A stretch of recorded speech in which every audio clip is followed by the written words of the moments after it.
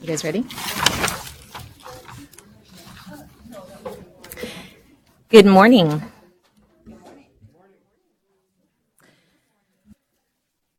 I now convene the April 2019 meeting of the Executive Committee. Will the recording secretary please call the roll?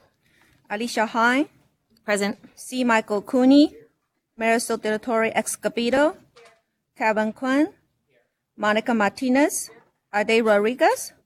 We have a quorum. Excellent. Item 2A is proposed 2020 and 2021 commission meeting schedules. Rhonda Brown will present this item. Ms. Brown, will you please begin? Good morning. Staff presents proposed meeting schedules every 2 years for your review and approval. We are recommending schedules that include 6 two-day meetings, which we are accustomed to. When we're preparing these schedules, we consider as much as possible the K-12 and higher education calendars, as well as state holidays, educational conferences, just so we can facilitate the maximum amount of attendance by our membership. A list of the proposed dates for 2020 and 2021 are available on page 2 of the agenda, and I'm happy to answer any questions you may have.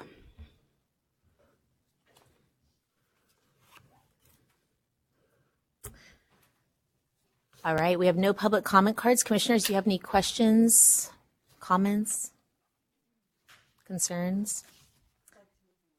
Okay, we have Commissioner Ade Rodriguez. I'd like to make a motion to adopt the calendar as presented. Second motion. Let me remind commissioners that this is, that all commissioners are welcome to discuss, but only commissioners that are on the executive committee can vote. So we have a motion by Commissioner Rodriguez to adopt this, and a second by Commissioner Martinez. All those in, any further discussion? All those in favor, please say aye. Any opposed, say no. Motion carries. Thank you, Ms. Brown. This concludes the business of the Executive Committee. This item will be taken up by the full commission later in the meeting, so all members will have the opportunity to vote on the proposal. The committee is adjourned.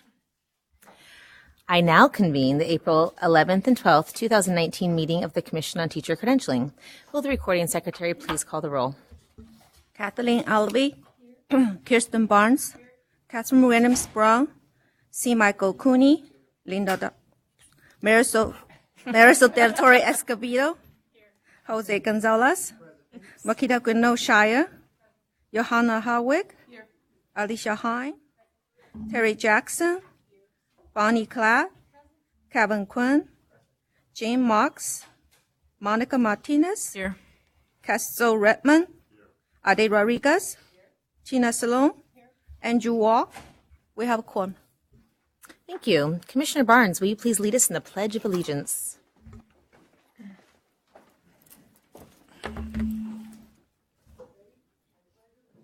To the flag of the United States of America and to the republic for which it stands, one nation, under God, indivisible, with liberty and justice for all.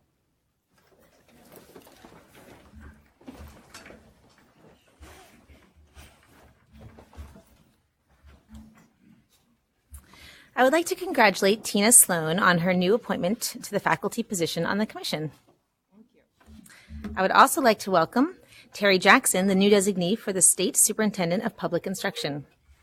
Ms. Jackson was inspired to become a teacher after having very strong school teachers when her military family lived in Great Britain. She has taught for 34 years, and within that, she taught 8 years at Raymond Elementary School in the Fullerton Elementary School District, and is currently a 6th grade math and history teacher at Stewart Elementary School in the West Contra Costa Unified School District. She is an active member of United Teachers of Richmond, where she has served as faculty representative, elementary director, vice president, and president. As a CTA State Council representative, Ms. Jackson served in the Political Involvement Committee as a member and later vice chair. She was also chair of CTA's Educational Change Work Group. She is currently serving her 8th year on the CTA Board of Directors. Ms. Jackson earned her Bachelor's of Science in Child Development at California State University, Fullerton. She completed her teaching credential at Fullerton after a year of student teaching at Yorba Linda and Brea. She received her Master's of Science in Educational Technology at Pepperdine University. It is with sadness that we must say goodbye to Dr. Linda Darling Hammond, the former chair of the commission, who stepped down in order to join the State Board of Education. Darling Hammond was appointed to the commission in August of 2011 and was the commission chair from 2013 until February of 2019. As a longstanding leader of the commission, Dr. Darling Hammond led the commission on strengthening educator preparation programs to support 21st century teaching and learning that focuses on the whole child, redesigning licensure and accreditation, building our performance assessment system, and seeking funding to support teacher recruitment. We appreciate her many substantive contributions to the Commission's work, the education profession, and the school children of California, and wish her the very best in future endeavors. And I'm sorry that it sounded like I was just going straight from Miss Jackson into Miss Darling Hammond without a break. So welcome. Take a breather. I was like reading, I was like, that was weird. Okay. All right. Moving right along. Item 3A is nominations and elections for officers of the Commission on Teacher Credentialing. Mary? Thank you so much. Good morning, Commissioners. So at the November 2018 Commission meeting, Linda Darling Hammond was elected chair and Alicia Hind was elected vice chair of the Commission for 2019. As has just been announced, Linda Darling Hammond stepped down from the Commission to join the State Board of Education on February 12, 2019, leaving the office of Commission chair vacant. Section 302 of the Commission's policy manual states that in the event of a vacancy in the office of the chair or the vice chair, a successor may be elected by the Commission to hold the office for the unexpired term. Are there any questions before I open the nominations for chair? Seeing none, are there any nominations for the position of chair? Commissioner Hind. I would like to nominate Commissioner Tina Sloan for the position of chair. Are there any other nominations?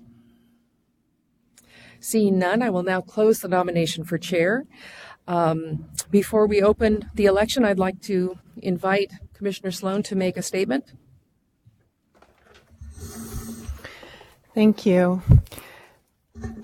Over this past school year, I've had an opportunity to work with a group of higher ed leaders and district leaders who are working very hard to transform their educator preparation programs to be more grounded in the schools, to have more joint responsibility for teacher ed.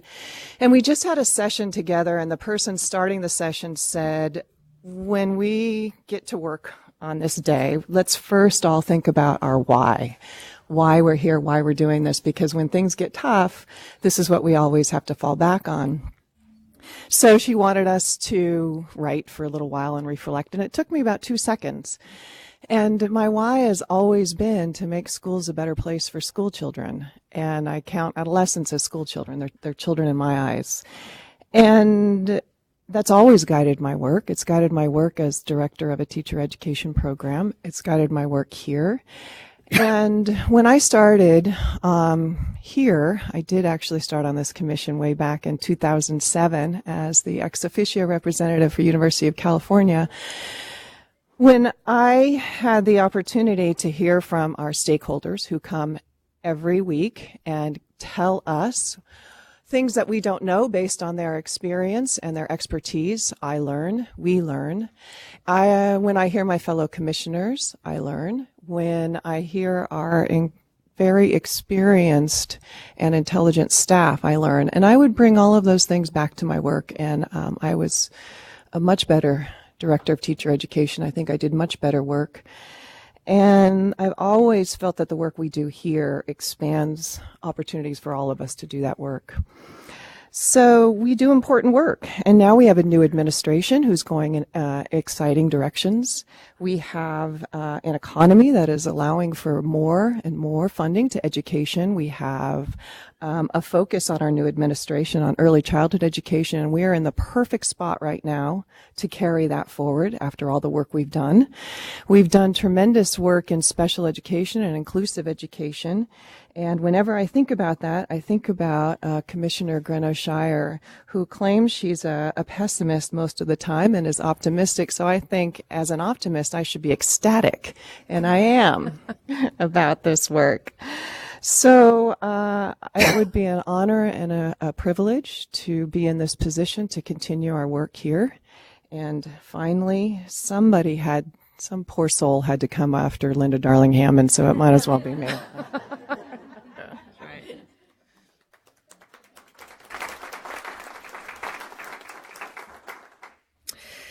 So, Commissioners, Section 301D of your policy manual mandates that the chair and vice chair shall be selected by roll call vote. However, in the past, we've done this by acclamation. Is there a motion to suspend the policy manual and vote to elect Commissioner Sloan as the chair of the commission by acclamation? Moved by Commissioner Cooney, seconded by Commissioner Barnes. All in favor, please say aye. Aye. Welcome, Madam Chair. Well, sitting next to you, you should have a little opportunity. So a second, one other thing is that Section 301F of the policy manual mandates that the newly elected chair shall assume office after conclusion of the commission meeting at which they were elected. But is there a motion to suspend the policy manual and allow the newly elected chair to assume duties immediately after the election? Moved by Commissioner Martinez, seconded by Commissioner Hine. Any discussion? All those in favor, please say aye. Aye. Thank you very much. Now, welcome, Madam Chair.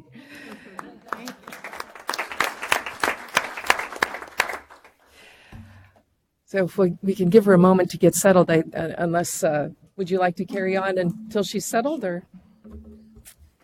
All right. Item 3B is the approval of the February 2019 minutes.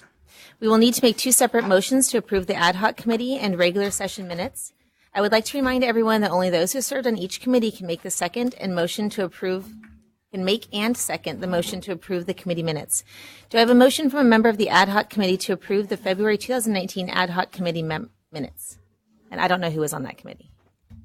Does anyone know? Does anyone remember if they were on that committee?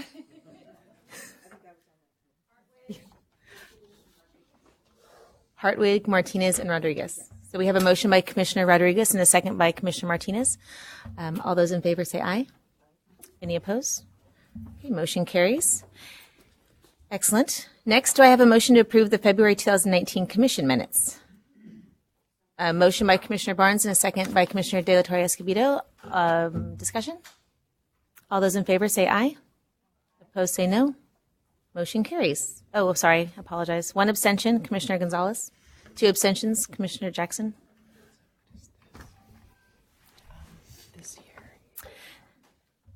The next item is 3C, approval of the April 2019 agenda. We have an agenda insert, or two agenda inserts for items 3D and 4G. Do I have a motion to approve the 2019 agenda? Moved by Commissioner Gonzalez, second by Commissioner Hartwig. All those in favor say aye. Aye. Opposed say no. Motion carries. You ready? All right, I'm going to move it over. Agenda item 3D is approval of the April 2019 consent calendar. Do commissioners have any items they would like to consider in closed session? Commissioner Harding? I'd like for us to consider number 32, Drew Higgins. Okay. Others? Commissioner?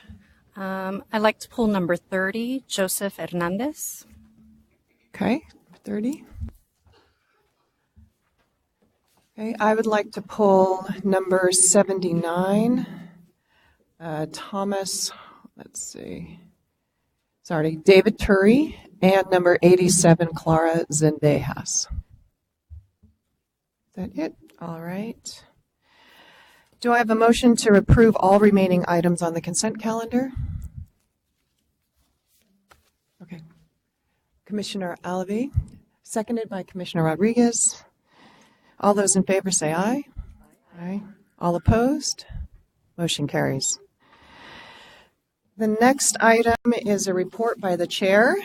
I think I have said what I have said, other than one thing, which is I am very honored to be serving in this position with Vice Chair Commissioner Hind. I think Commissioner Hind and I bring complementary skill sets. I have always listened to what she has to say. She is deeply embedded in classroom teaching work.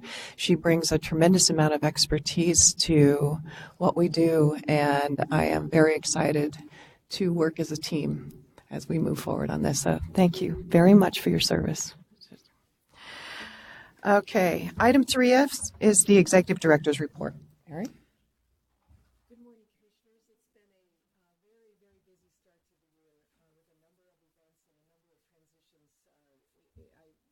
Maybe there should be an upper limit on how many transitions you can experience at the same time, but we're working through it, and we're thrilled to continue to have a full commission. Quite thrilled to welcome Tina Sloan into the role of chair and to continue this very, very strong team of leadership here at the table. Forward to some very robust conversation as we move through your policy agenda. So welcome. Good morning. Thank you. Do any commissioners have items to report? Seeing none. Any liaisons have items to report?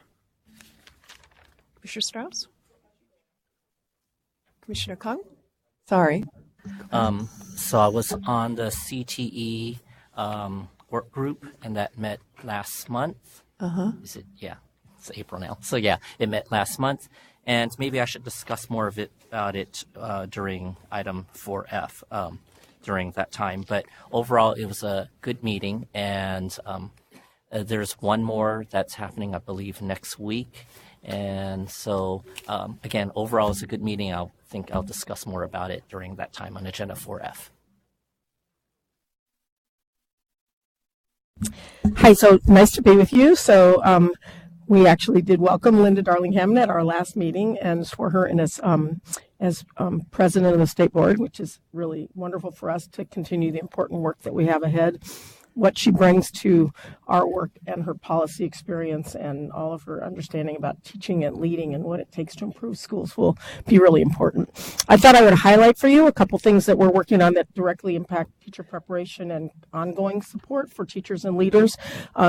We have a study session on Tuesday, May 7th at 1 o'clock on college and career indicator. We haven't completely built that out yet, and we're looking at options for special needs kids as well as the general population. So that'll be live streamed if anyone's interested in that as well.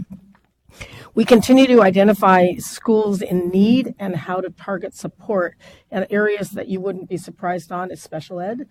Mathematics is a big issue for us statewide, and obviously some equity gaps between our different groups. And so we really are looking at the issue of building capacity for teachers at different stages of their career as well, and also for leaders to continue to support that work. So it's really important for us, and we continue to hear about different regions and counties and how they're supporting different schools and districts that are targeted for intervention. So really important in thinking about teacher preparation and ongoing support for credentialing as well.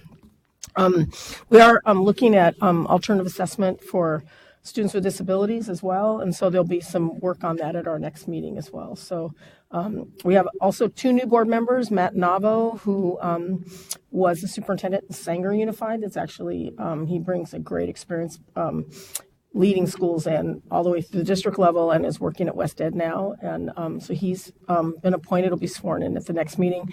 And Kim Patillo Bronson, and she is working with First 5 LA, supporting obviously the governor's commitment to early ed, and will bring that perspective to the board as well. And she's in policy and strategy for First 5. We still have one more opening. The governor hasn't filled yet. We have a new student board member that's been appointed. Our current student board member, Hema Cardenas, is a student board member in Oakland and has been a great voice on our board. And I think when students serve on their local boards, they're comfortable in the board setting. We have long meetings, lots of hearings and policy, but when they're comfortable with that, they actually have, and this student board member is coming from Sweetwater Union, Unified Union High School District, and in the southern part of the state.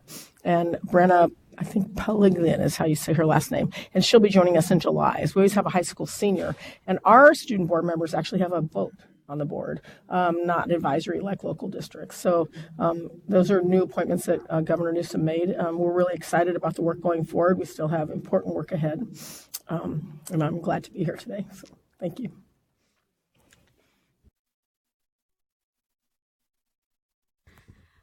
Yes, thank you. I just kind of wanted to share some good news and just brag about my cohort a little. At the start of spring break, we all were signed with the districts and ready to have our own classroom at the start of the new school year coming up. And just some things we learned through the process is that the districts were really excited to hear that we are education specialists, which means that we can be in a variety of settings and age groups. And they were really excited to hear that. So they didn't have to find just a mild mod placement for us or just a mod severe placement. And I thought I would share that with you guys just moving forward in case there's any changes to the education specialist credential. Just because the districts, as we were telling them, oh, we're education specialists, they were really excited because sometimes you don't know what openings you're going to have until you get closer to the new school year. And so they were very welcoming of our credential. And I just wanted to share that with you guys. Thank you.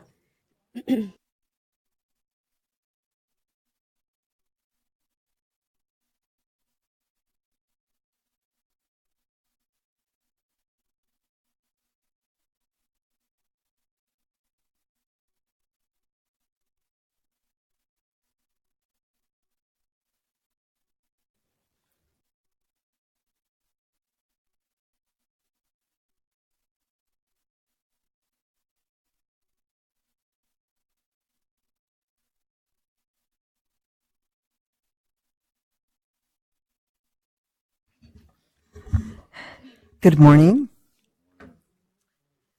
I'd like to call the April 2019 meeting of the Educator Preparation Committee to order. We have 8 agenda items. 6 of the items are scheduled for today, with 2 more tomorrow morning. Our first item is 4A, the initial institutional approval, Stage 2 eligibility requirements for Alameda County Office of Education. This item is being presented by Lynette Roby and Hart Boyd. This is an action item. Ms. Roby, will you please begin? Yeah, I think I'm going to start this off. Okay. Mr. Boyd, will you please begin? Today I bring before you item 4A, the submission of the Stage 2 eligibility requirements for Alameda County Office of Education for your consideration and possible approval. Alameda County Office of Education is seeking initial institutional approval to become eligible to offer a clear administrative services credential program and a career technical education credential program. On the screen, on some of them at least, on the screen is a table illustrating the 5 stages of initial institutional approval. The second of the 5 stages is highlighted, and this is the stage in which an institution submits the 12 criteria of the eligibility requirements for review. As a reminder, approval of Stage 2 of the initial institutional approval process does not allow an institution to offer an educator preparation program, but only approves them to move to Stage 3, at which time they would submit preconditions, common standards, and program standards for review. They would be required to come before you again for consideration following the review of the documents submitted in Stage 3.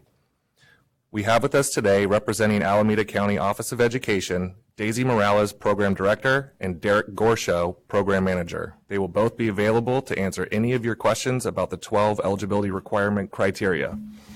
Now I will turn it over to Lynette. Good morning.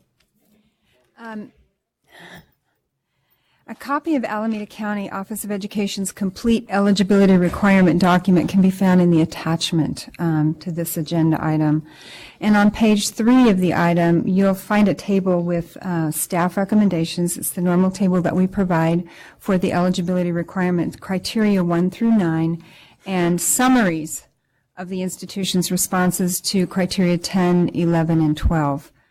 Upon review of the responses and evidence provided by the institution for criteria 1 through 9, the staff recommendation for each of these is that of aligned. And beginning on page 6, you'll see that the final 3 eligibility criteria for the commission to consider, and these include criterion 10, which is mission and vision, criterion 11, history of prior experience and effectiveness in educator preparation, and criterion 12, which is capacity and resources. And as you're aware, or may be aware, staff does not make a recommendation for these 3 criteria, but has provided brief summaries of the institution's responses. A couple of notes for criterion 11, which is the history of prior experience. One thing that is not included in that summary is that Alameda County once had an adult education program. However, that program was closed approximately 9 years ago. I just wanted to make a note of that. And finally, as a part of criterion 11, the institution is also required to post a third-party notification inviting comments, and they have to post that on their website. They have done so, and to date, no comments have been received. So just noted that. In light of the information provided in this agenda item regarding Alameda County Office of Education, staff recommends that the Commission consider taking one of the possible following actions: grant eligibility or deny eligibility. However, if the Commission grants eligibility, it may identify topics that it would look for in Stage 3. If the Commission denies eligibility, it may identify what it sees as missing in the current submission in the event that the institution would decide to continue to work towards initial institutional approval in the future. Staff is happy to answer any process questions, and again, we have representatives from Alameda County Office of Education present to answer any questions about the eligibility requirements you have before you.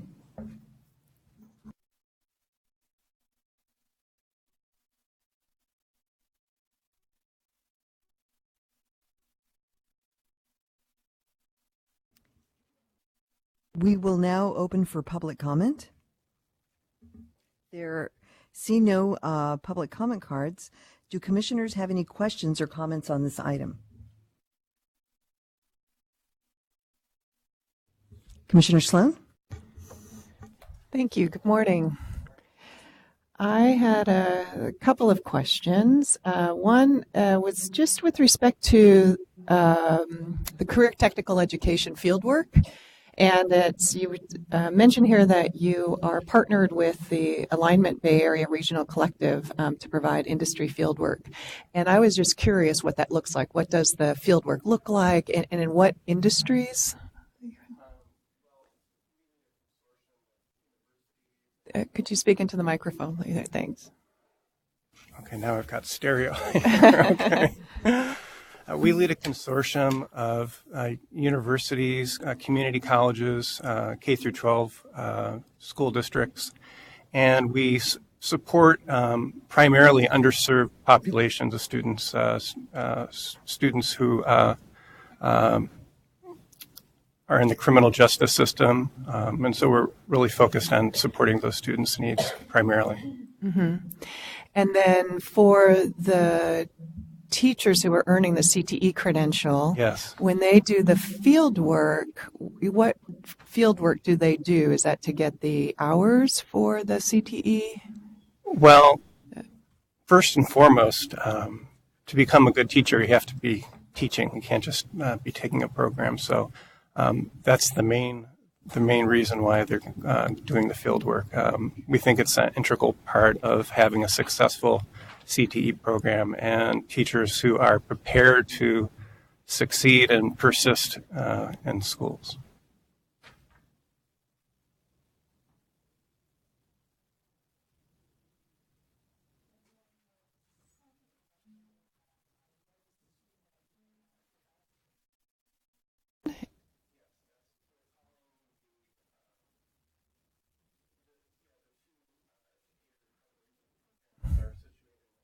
College of Education.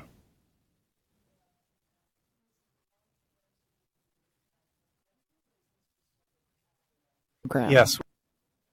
Calling it, got it. And then your accreditation is coming from CTC for your administrator and CTE. Great. Okay, thank you very much. Commissioners, any other questions? Okay. So this is an action item. Do I have a motion to either grant eligibility to Alameda County Office of Education and move forward, or deny eligibility? Okay. I have a motion by Commissioner Hind. Do I have a second? Commissioner Alavi has seconded. Further discussion? All those in favor, say aye. All those opposed? Motion carries. Thank you so much. Thank you, Ms. Roby and Mr. Boyd.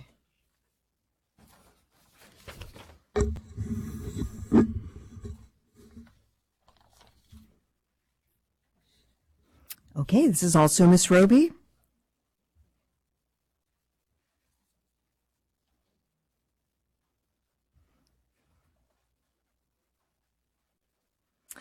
Item 4B is discussion and potential adoption of proposed preconditions, program standards, and performance expectations for pupil personnel services credential programs. And this is an action item. This item is being presented by Lynette Roby, Karen Sacramento, and panel members Dr. Steve Hayden, Dr. Shira Minton, and Maureen Schroeder. Ms. Roby, will you please begin? Thank you. I'm not going to say good morning again, but Karen Sacramento and I are here to present drafts of the Pupil Personnel Services Preconditions, Program Standards, and Performance Expectations for commission discussion and potential action.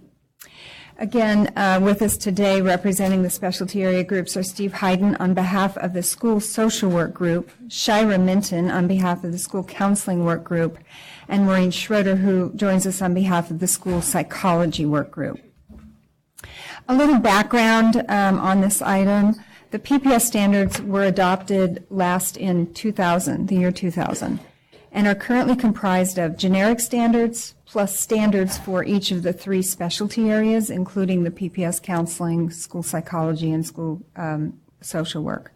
Child welfare and attendance is currently an added authorization with additional standards attached to that.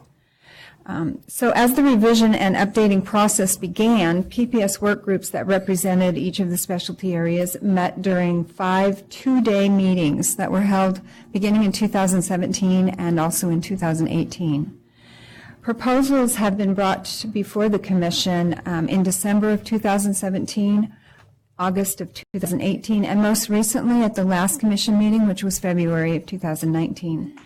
Following the February Commission meeting, staff has continued to work with stakeholders and the work groups, and the culmination of that work can now be found as draft standards and performance expectations that you find in your item in attachments B and C.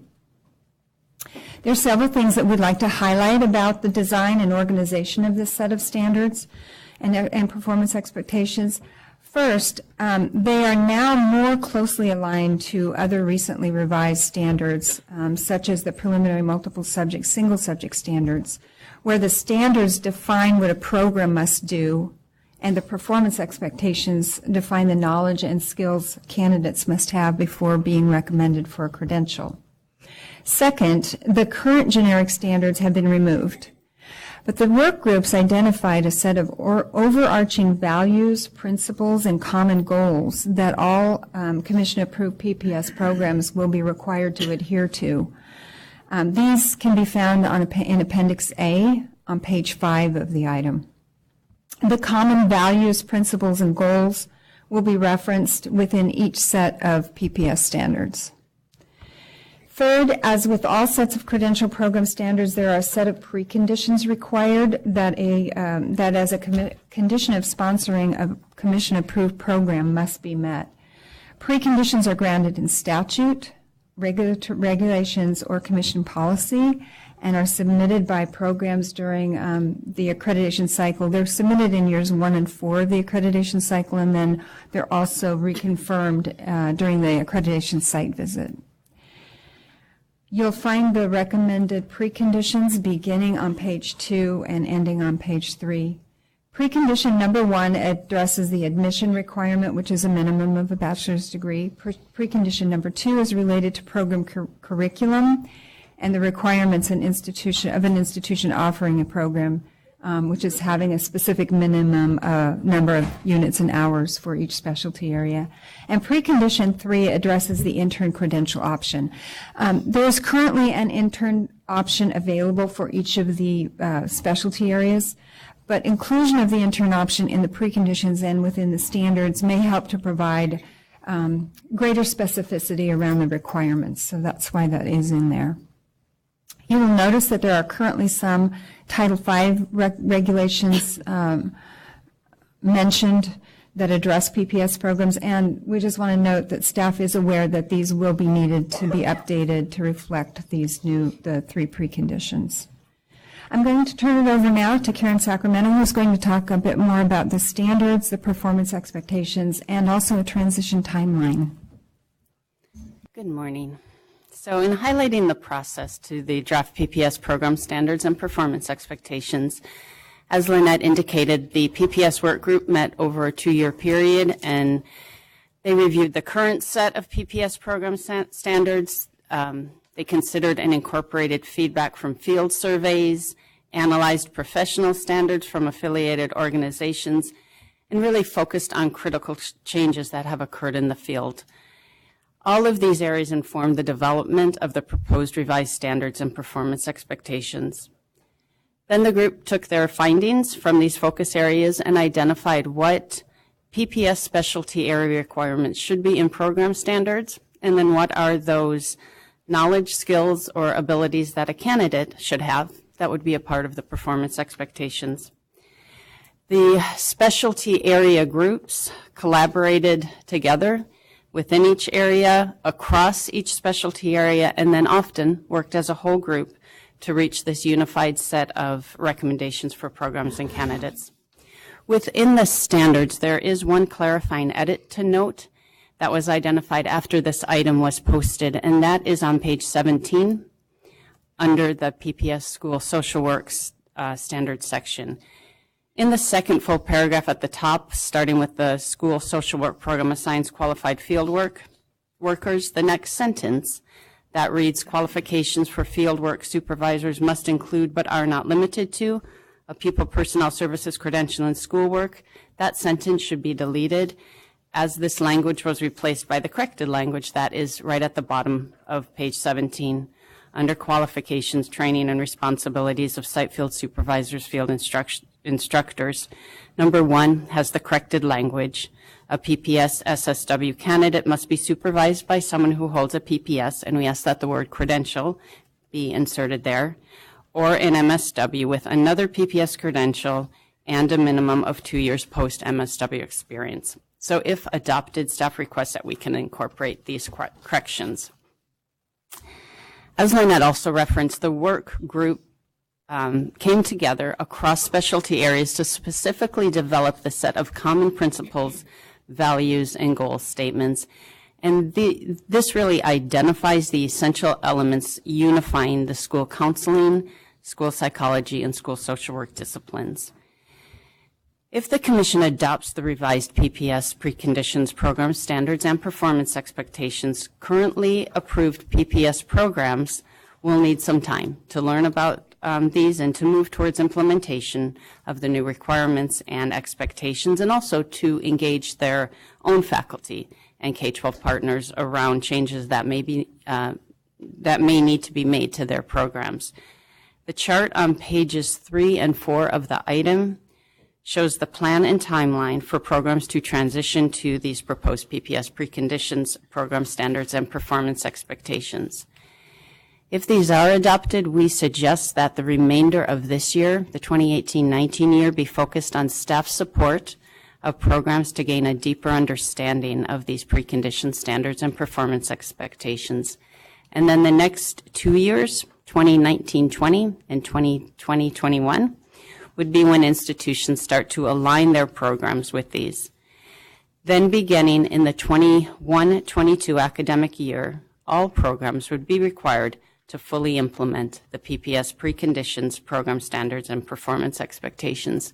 And during this transition time, staff will be working closely with subject matter experts and work group member specialists to provide technical assistance and best practice guidance to support programs' understanding of the new standards and performance expectations. If the Commission takes action to adopt the PPS Preconditions program standards and performance expectations, staff will notify the field and implement the plan for transitioning to these new standards and expectations as described in the agenda item. At this time, I would like to turn it over to Maureen, Shira, and Steve to provide greater detail around each of the specialty area standards and performance expectations.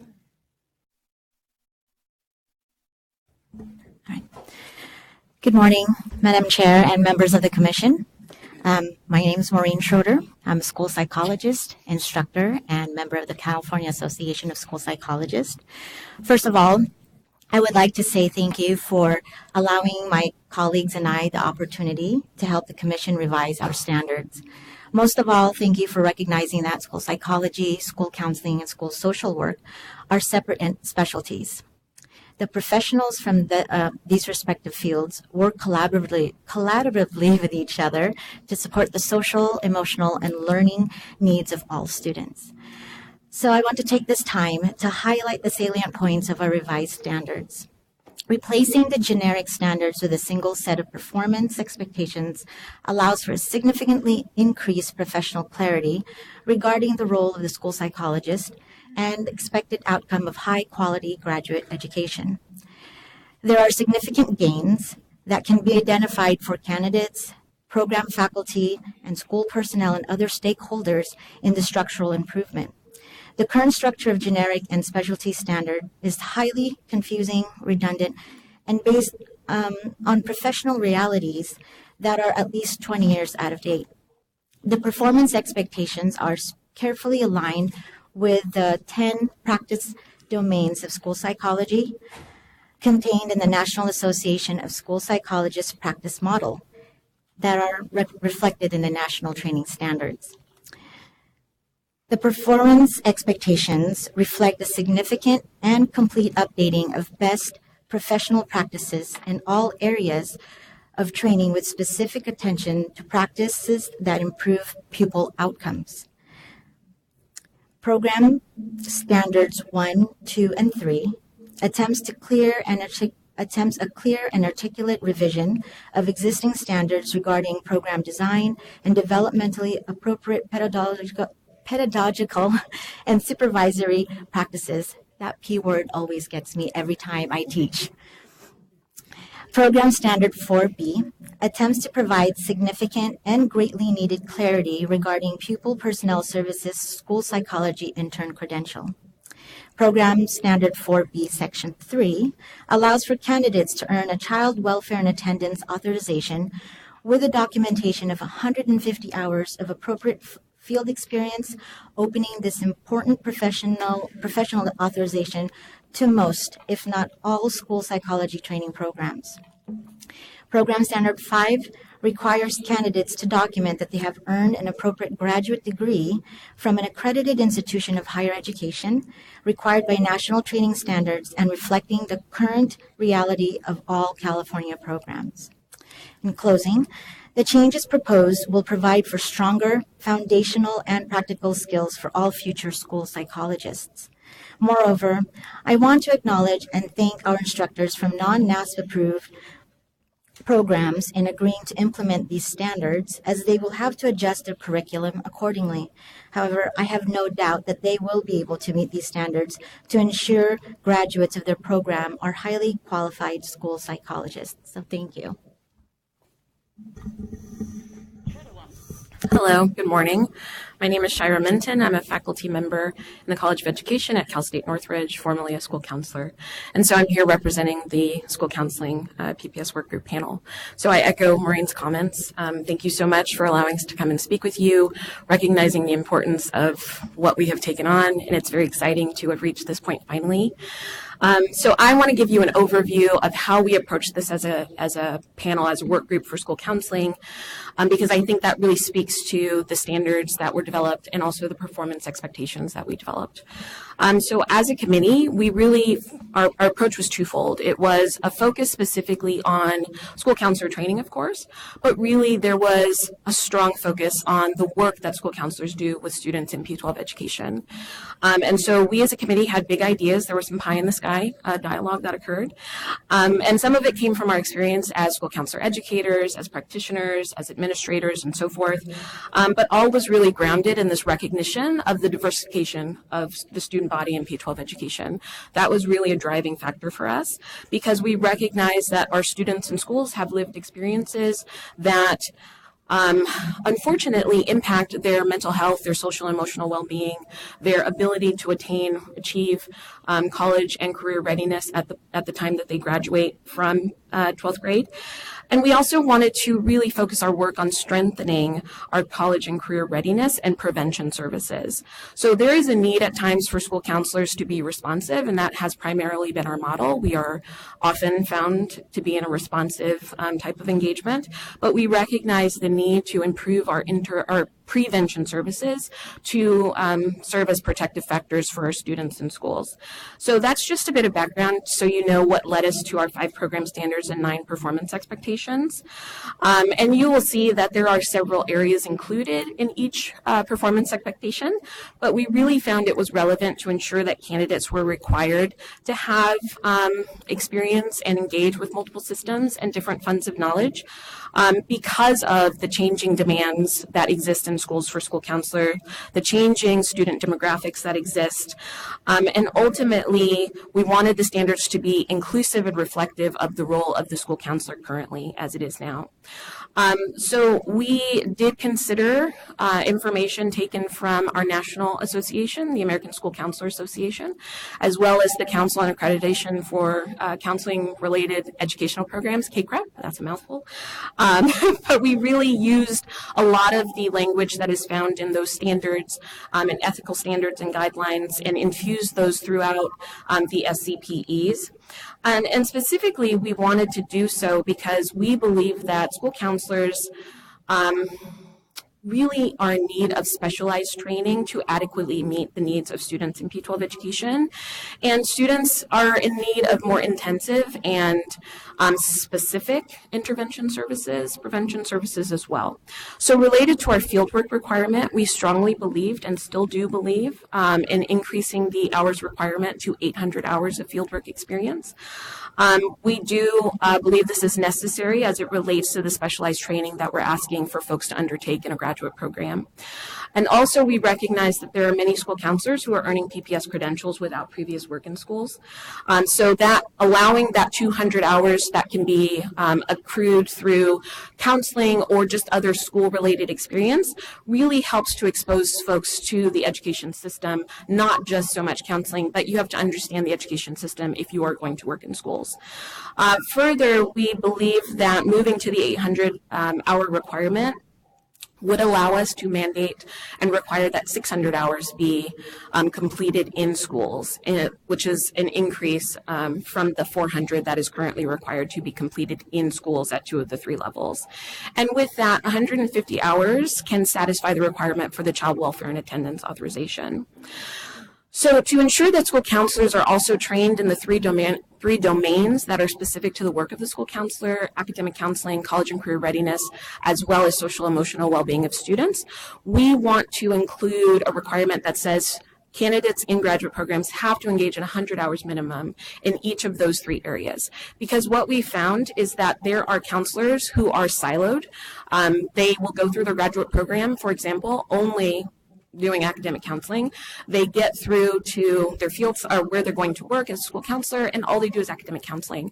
And we believe that this effectively leads to the underserving of students in schools. So to make sure that the counselor who graduates and who goes into the workforce is very well-rounded in their preparation, we believe that this is an appropriate requirement. And lastly, we are recommending a broader definition of working with students from diverse backgrounds. So we are retaining the 150-hour requirement that currently exists, but expanding that from only focusing on cultural backgrounds, which is how it is interpreted still to this day. We are suggesting the inclusion of students with socioeconomic disadvantages, English learners, homeless youth, foster youth, students with disabilities, as well as sexual minority youth and immigrant population specifically. All of these topics speak to the diversity that is currently experienced in schools and intersects with the education system. And so we need folks who are trained, specially trained, to engage with them so that they can reach their academic and career goals. And so as I referenced, we've developed 9 performance expectations, with 3 specifically focusing on the critical work of the school counselor, academic development, social emotional well-being, and college and career readiness development. And I just want to say in closing that each of the 3 performance expectations provide specific tasks and engagement that the candidate is responsible for throughout their education. And again, this is related back to the specialized training that counselors, we believe, need. Thank you.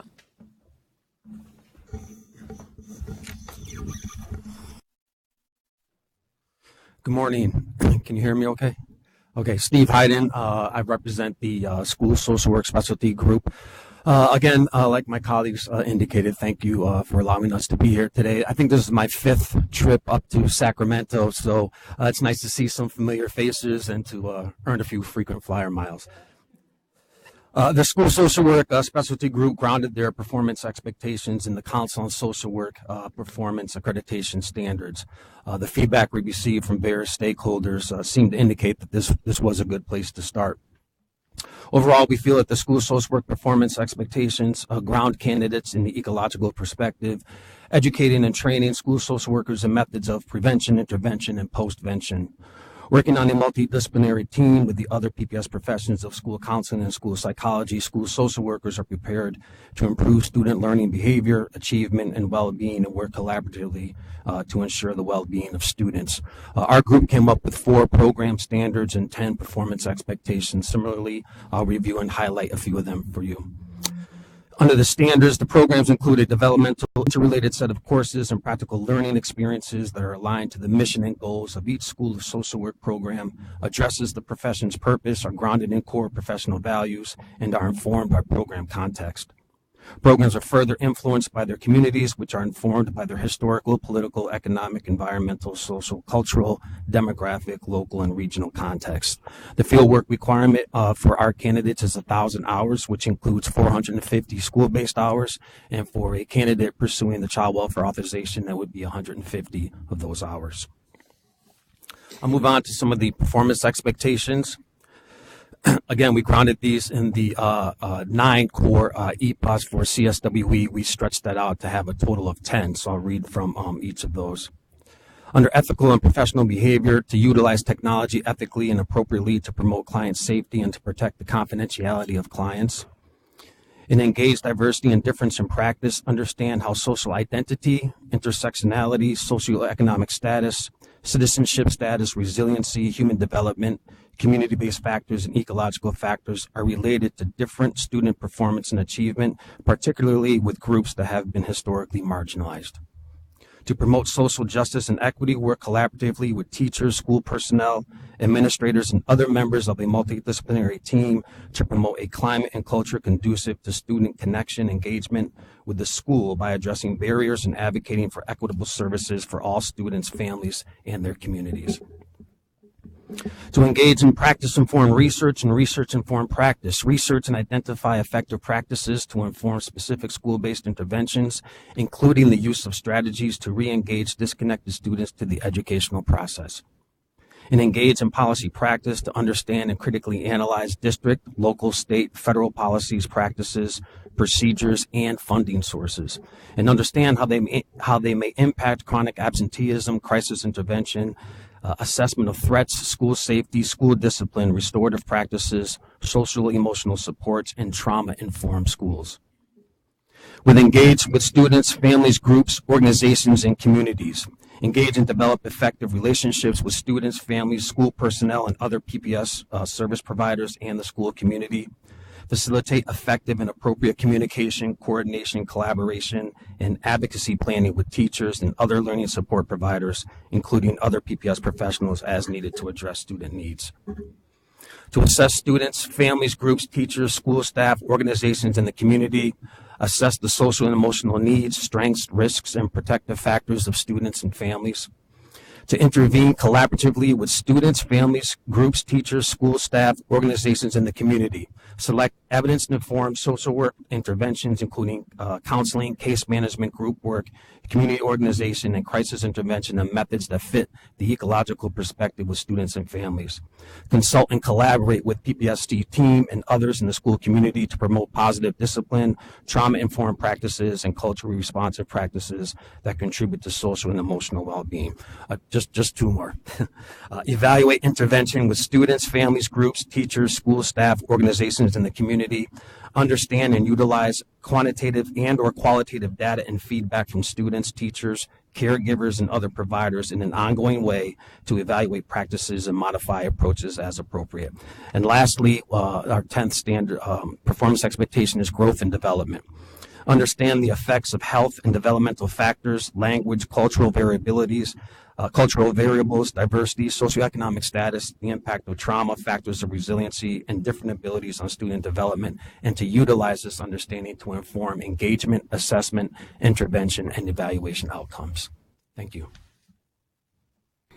So thank you to each of our work group members for their presentations and to all the work group members for their very diligent work. It's been a fruitful journey from our first work group meeting to today. We would also like to specifically thank Commissioner Barnes for her very valuable contributions as the Commission liaison to the PPS work group. Staff recommends that the Commission adopt the revised preconditions, program standards, and performance expectations for the 3 pupil personnel service areas, credential areas, and directs staff to begin the regulatory process to update the regulations. And we would be glad to take any questions that you may have. Thank you for a very robust presentation. We will now open for public comment, and we have 2 people. Heidi Holmblad, if you would please come up. Let's see if there's a spot for you here. Oh, okay.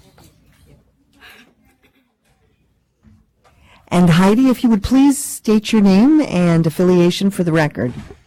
Okay. My name is Heidi Holmblad. I'm the Executive Director of the California Association of School Psychologists. We would like to congratulate the CTC staff for recognizing the need to completely update the program standards and performance expectations for the PPS credential in school psychology. Replacing the confusing, redundant, and outdated standards and expectations approved 20 years ago with the National Association of School Psychologists model standards was long overdue. There is still work to be done, especially on the preconditions. We understand that Assembly Bill 525, among other things, is expected to make it possible for individuals with bachelor's degrees in education to be eligible to enroll in PPS graduate programs. May it pass.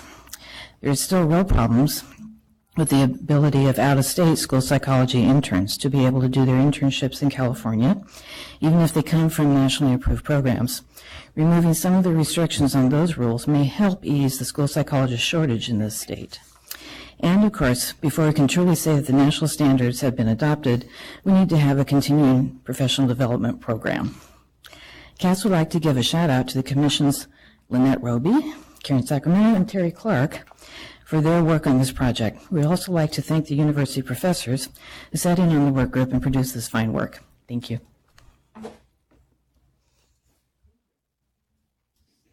Our next public comment is Josefina Ramirez Nofsine. You'll have to help me with the last one. Natsina. Okay, thank you. If you would please state your name and affiliation for the record. Josefina Ramirez Natsina. I'm with Children Now, and I'm here on behalf of the Fixed School Discipline Coalition. And I wanted to thank the work group for the thoughtful consideration, the thoughtful collaboration in taking all of much of our input. And I know that my predecessor, Brad Strong, is really glad that we're here to this day. And I think that the very thoughtful collaboration, and we want to make sure that moving forward that we work with you all as we transition to implementation and then practice and in actual practice, and we continue to support low-income ethnic subgroups, EL, foster youth, and homeless students with special needs. And thank you so much for all of your work and efforts. Thank you, Josefina. Do commissioners have any questions or comments on this item? Commissioner Alloway? Thank you. Our speaker did reference this, but I am interested in a little more background information on why an education major could not be considered for one of these degrees. So I'll look to Turk, but I'll try to jump in. That's not allowed at this time in education code, and I believe that Assembly bill is addressing that. And now I'll punt over to Terry. Good morning, Commissioners. So way back in about 1970, Leah Ryan had a bill, and the Ryan Act outlawed an education major in California. It's allowed in the other states where someone goes to college, and as part of their 4-year degree, they also earn a teaching credential. If that person earns a credential in the other state and comes to California, that education major, in essence, is blessed because they have a credential and they can work in California as a teacher. 2 years ago, I believe, it took effect January 1st of 2018. There was a bill, and the education major prohibition was removed for multiple subject teachers only. So in the bill that you'll hear about tomorrow from Mr. Speaks, 525, the Commission is sponsoring a bill to remove it for education specialists and for pupil personnel services teachers. So it has to move through the legislative process. If the legislature approves it and the governor signs it, it would then become law.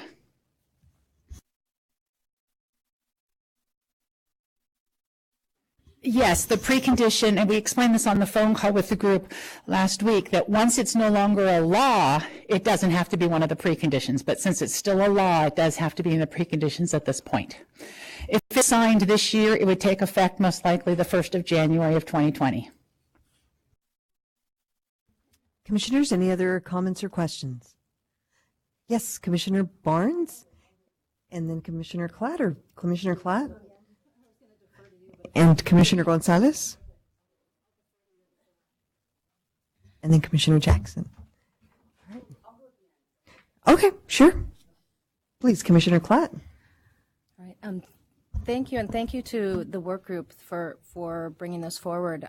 It's such important work.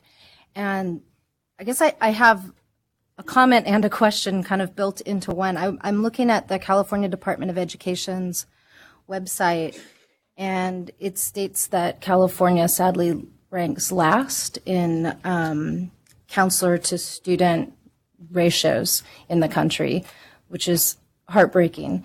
And so I guess my hope is that the work that's being done here will maybe move the needle a little bit on that and just get some increased focus on the importance of school psychologists and counselors and social workers, and that districts, I mean, we don't have jurisdiction over how districts hire, but hopefully this work will maybe remind people that counselors have so much capacity to impact our students beyond just scheduling them into their classes. And so then my question is, I agree that the fieldwork experience is so important. Do we know if candidates will have difficulty finding places to do fieldwork? Because I'm looking at this, and it's a 945 students to 1 is the average. And also that, and I know this anecdotally, but the CDE brings it up too, that when counseling programs exist, I'm quoting, counselors are often asked to add administrative duties such as testing, supervising, and class scheduling. And so oftentimes I think their duties are not related to their training. And so do we know if we're placing challenges on these candidates to find sites where they can do the practice that they need to earn the credential? Is that an issue, or is that something we should be concerned about? So that's a very good question. Thank you for your question. That is something that we did have dialogue about in our several meetings that we had.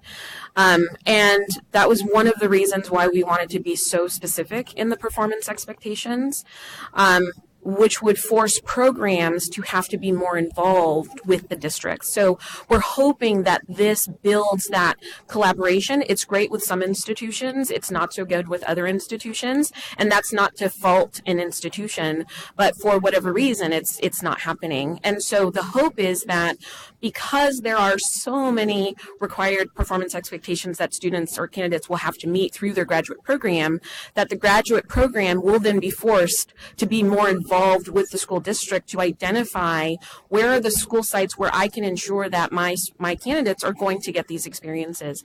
And then, of course, that's a better experience for the students in Q12 as well.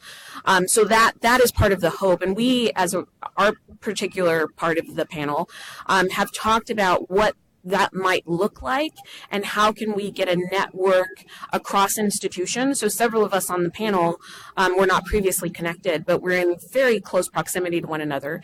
And so we're talking about how can we get this network going where, hey, I see what you're doing over there. How can I try and have that come to my site or to my institution and influence the districts that are close by within my proximity?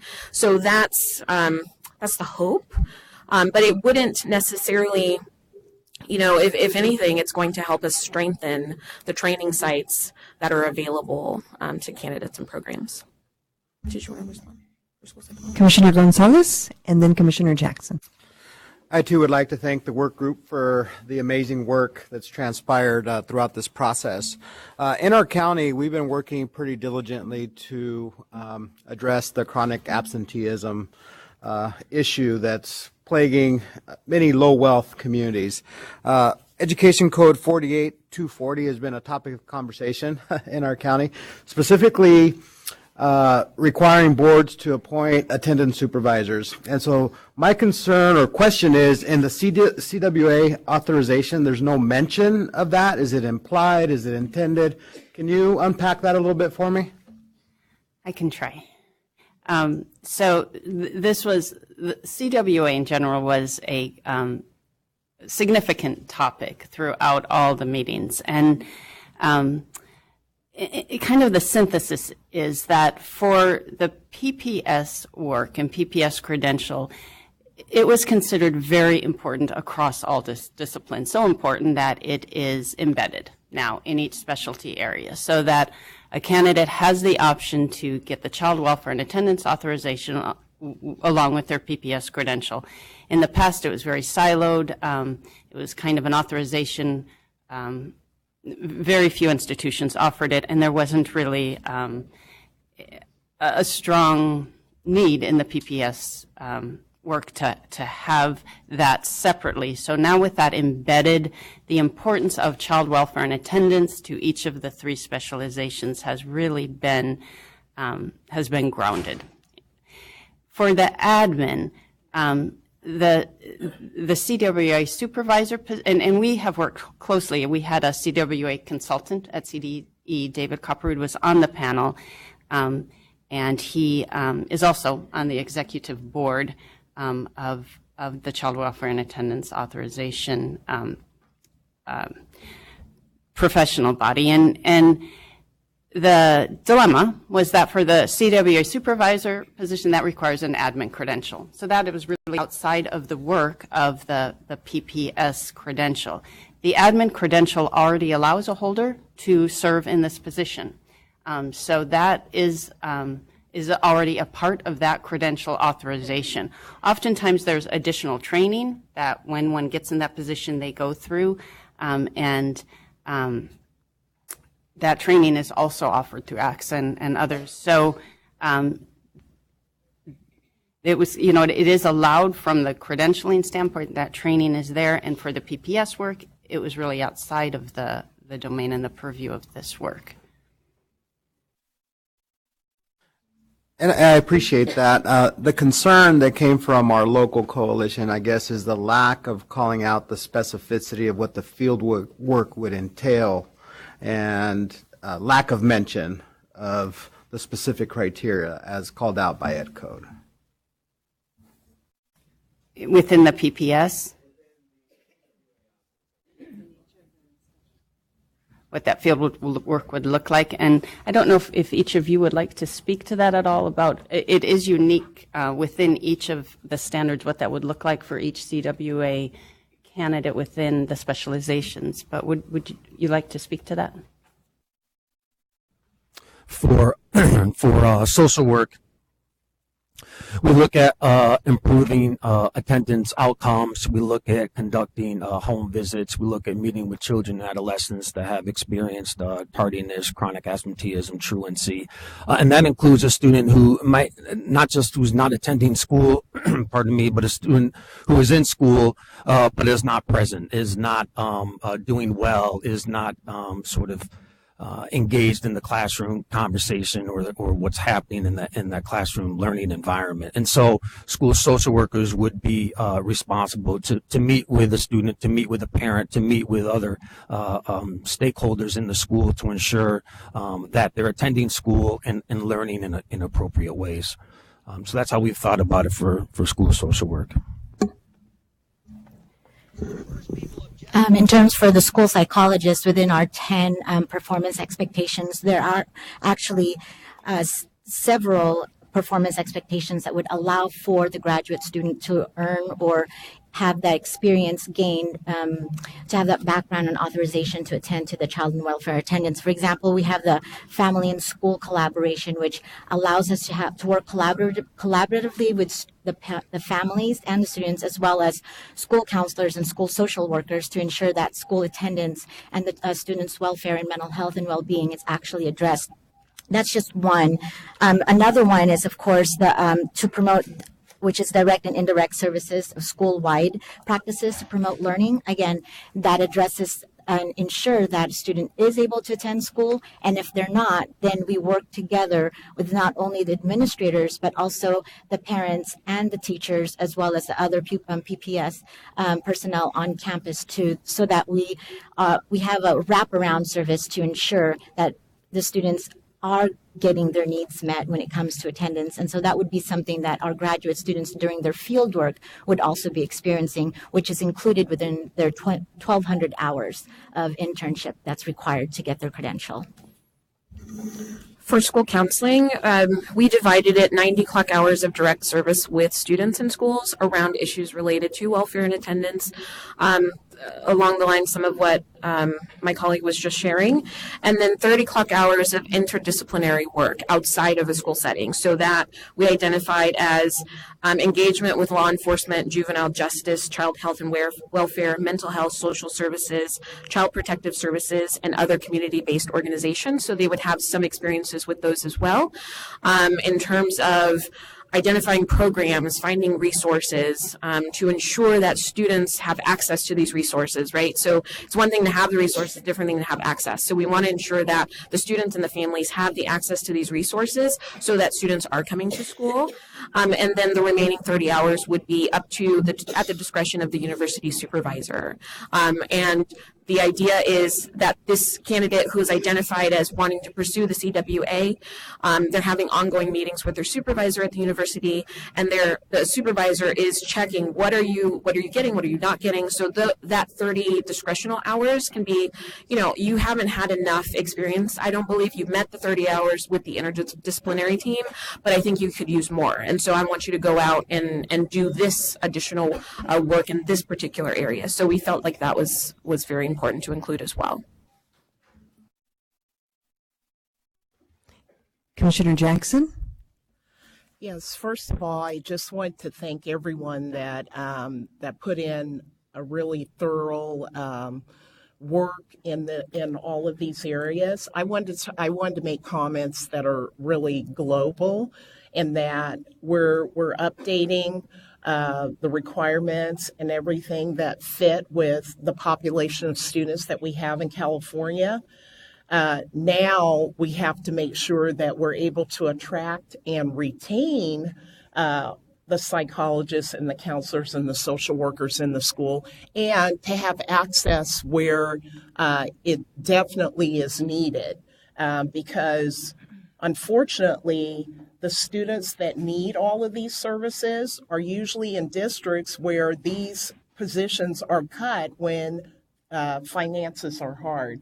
And so if all this work will be for naught if we cannot attract and retain, and if we can't expand the fact that all of these positions really need to be in every school. Every student needs the access to these personnel. And so just kind of keep that in mind, because this work is so important. And I know that the psychologist at our school is pulled to do other things, unfortunately, and they're only there once a week. And we don't have a counselor. We don't have a social worker. And we're not unique. And so I'm hoping that California will move forward and recognize that we are at the bottom in these services, and that we do take steps to make sure that there's access everywhere if we're requiring the work to be updated. Thank you.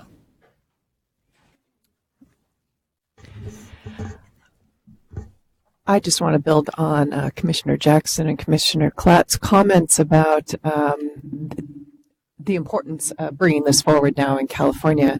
And I'm very glad that we've had this on today's commission meeting to highlight the professionalism and all of the thought that has gone into really strengthening the work of the PPS Credential. And my colleagues at my own campus have all spoken very positively about the work that has happened, that you all have done.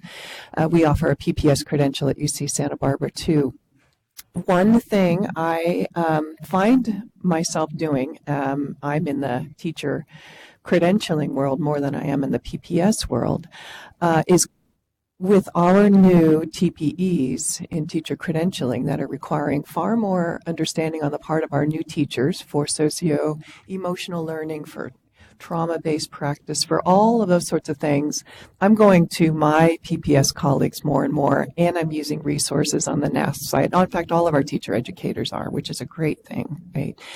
And it's, as I sit here and listen to this great work, I also wonder about and how those of you in the PPS world think about teacher credentialing and the kinds of things that you would hope that new teachers coming into the classroom would know about the work that your professionals do, and ideas for collaboration, both in the preparation as well in the practice in schools, so that we can continue to grow both areas of preparation. I don't know if you have any comments off the top of your head, but I sure would love to, over time, start developing those conversations. Want to go? Sure, you can start. As an instructor of future school psychologists, one of the things that we highly encourage our graduate students is to make that connection when they are at the field work or during their practicum hours, to make connections with the general education teachers as well as the special education teachers. However, bringing it back to the program itself, one of the things, at least in the program that I'm in, that I teach, is that we actually have several courses that unites special education teachers with school counselors and school psychologists in a few courses, so that they learn how to collaborate, consult, and work with each other in how to address a student's need, whether it's a general ed student or special education student, as well as addressing the social, emotional, and learning capacity of a student. So it's a start. It's there. I think what we do need is more, for lack of a better word or phrase, is public relations, to ensure that everyone knows exactly what a school psychologist is, what a school counselor does, and they do beyond than just academic counseling. And also social workers, we do need more of all of us in a school setting, just like you noted. For us, school psychologists right now, we are 1 to 1,200 students, where the National Association is really trying to push for 1 to either 5 to 700 students per school psychologist.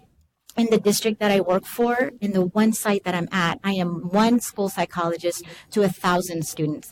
And that's not enough time for me to be able to address the crisis interventions that we have to. So part of the program that we need to start developing and strengthening, and I'm hoping that through these new standards, is to really help push for the collaboration between general education teachers, educators, and how we need to work together and not be in a siloed system where, well, you're just a school psychologist, this is what you just do. You're just a school counselor or just a social worker, and we don't really need you for this. No, we all need each other to address our students' needs. And so it's a work in progress, and really the goal and the hope is having these specific performance expectations for our graduate programs to start considering.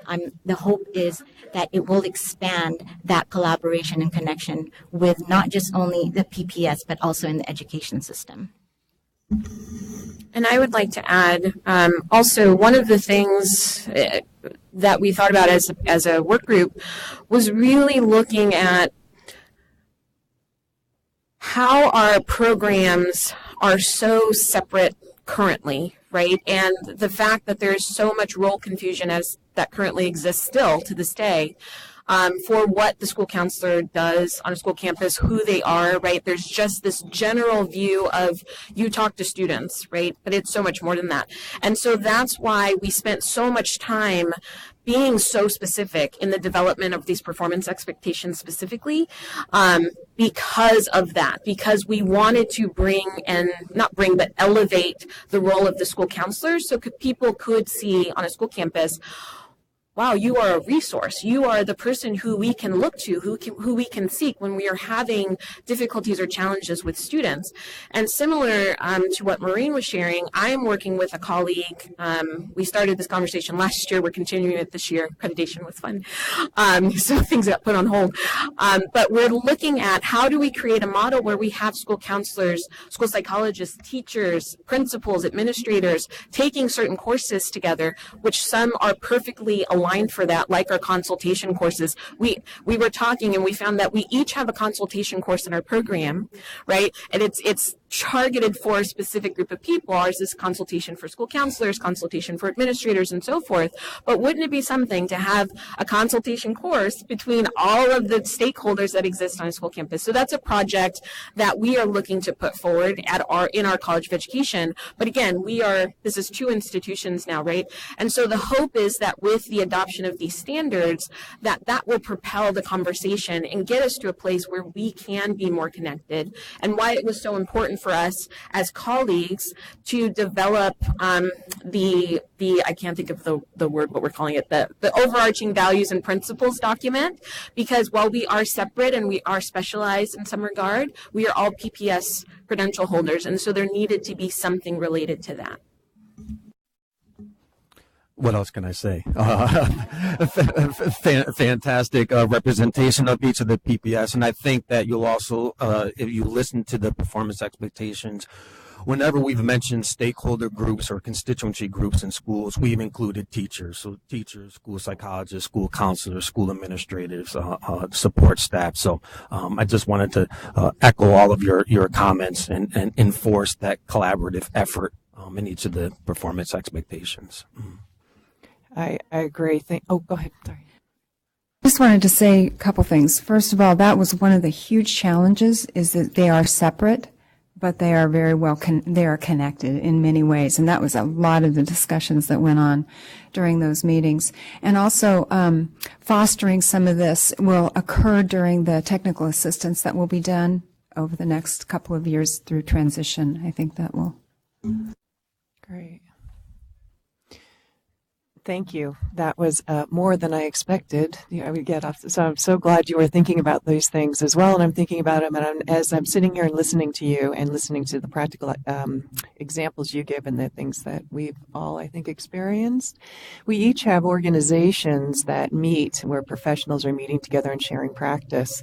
I think our next steps might be to get those professional organizations to create a common ground for sharing practice. And I'm looking at one of my colleagues in the audience who runs one of theirs. She's giving me the thumbs up, California Council on Teacher Education. So this looks exciting moving forward. Thank you for your work.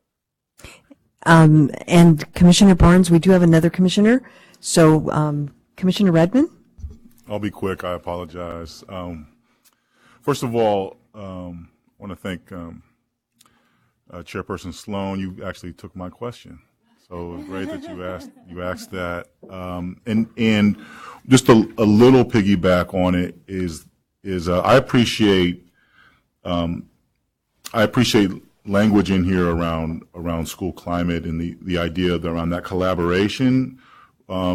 Not only to support individual students, but to support the healthy development of the school ecosystem.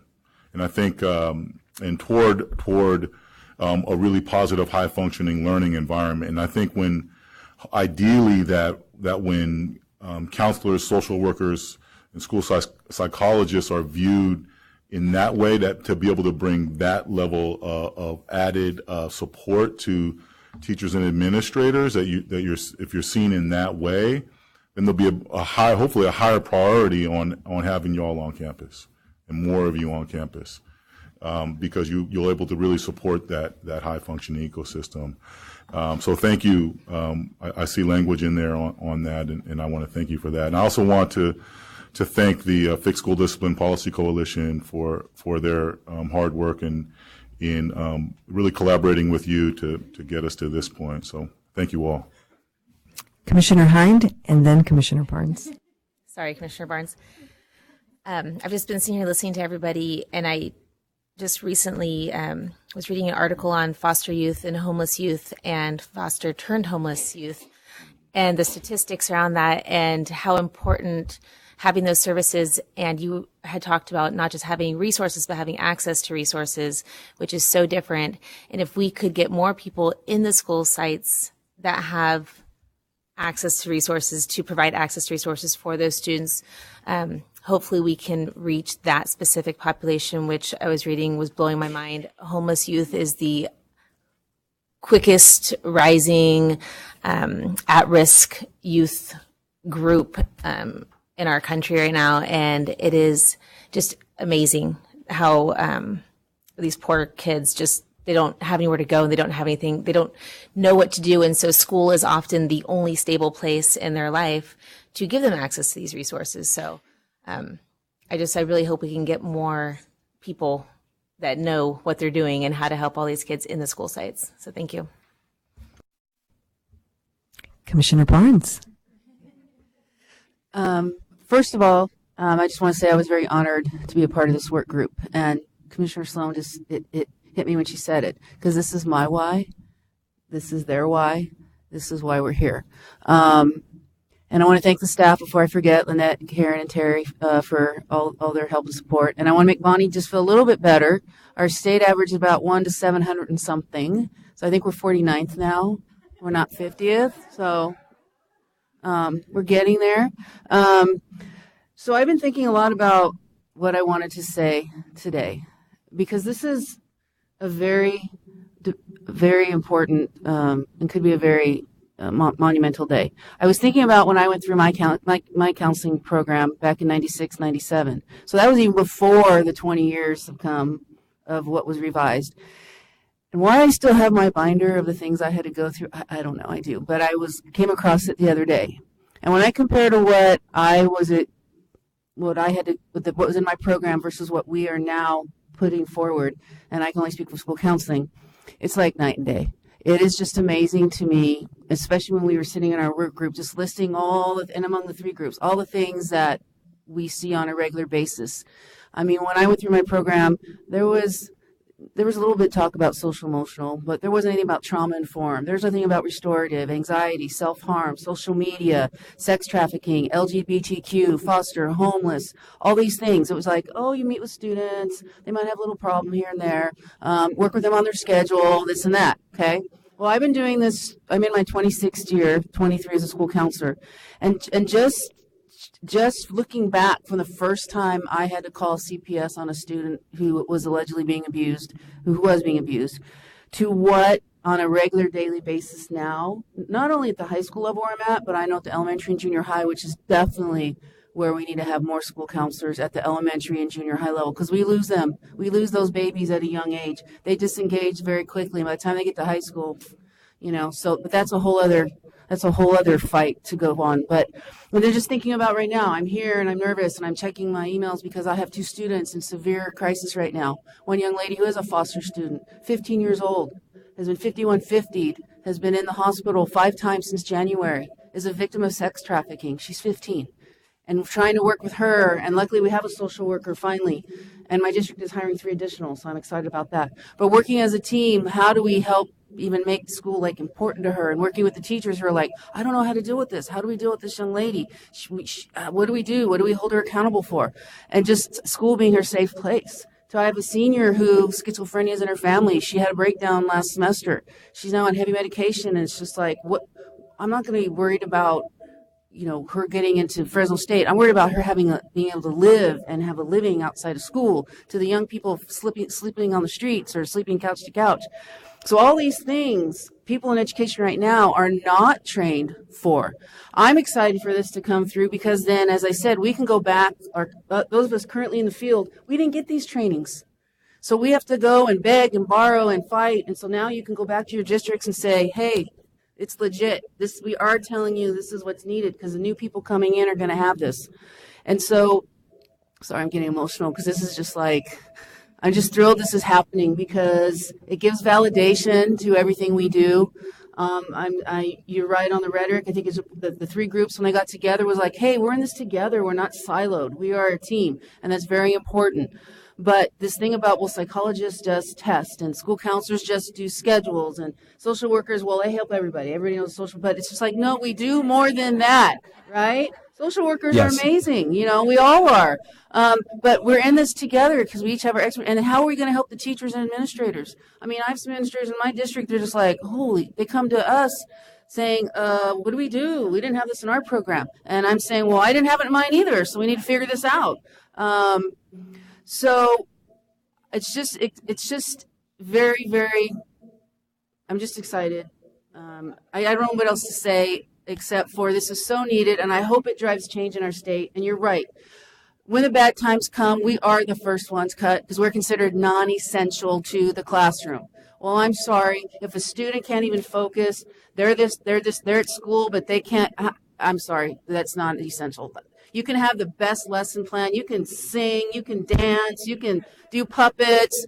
If that kid is just so emotionally, which more and more of them are, and it takes a team, it takes all of us, and I know the administrators are part of this, and it's just a great day, and I hope this helps drive things forward. And sorry.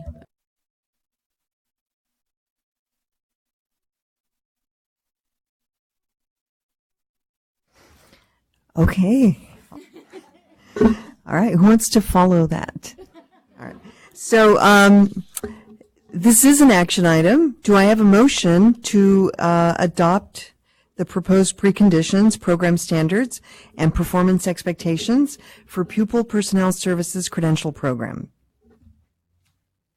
Okay. Commissioner Sloan? I move that we adopt. Do I need to say it all? No, actually, I have a motion by Commissioner Sloan, and it looks like I have a second by Commissioner Barnes. Any further discussion? Okay, so all those in favor, please say aye. Anyone opposed? Motion carries. Thank you so much. I think this is a good time for a 10-minute break. All right.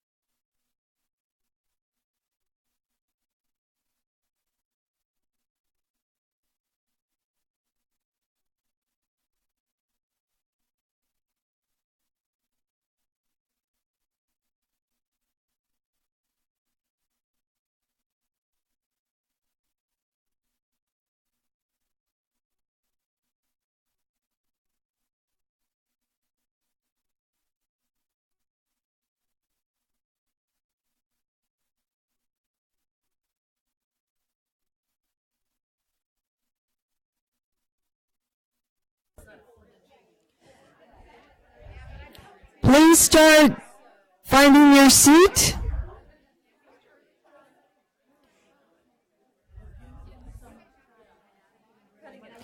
I need Linda so she can clap. If you can hear me, clap. If you can hear me, clap twice. If you can hear me, please take your seat so we can move on. And then clap again. Yes. If you can hear me, give the person next to you a round of applause. Okay.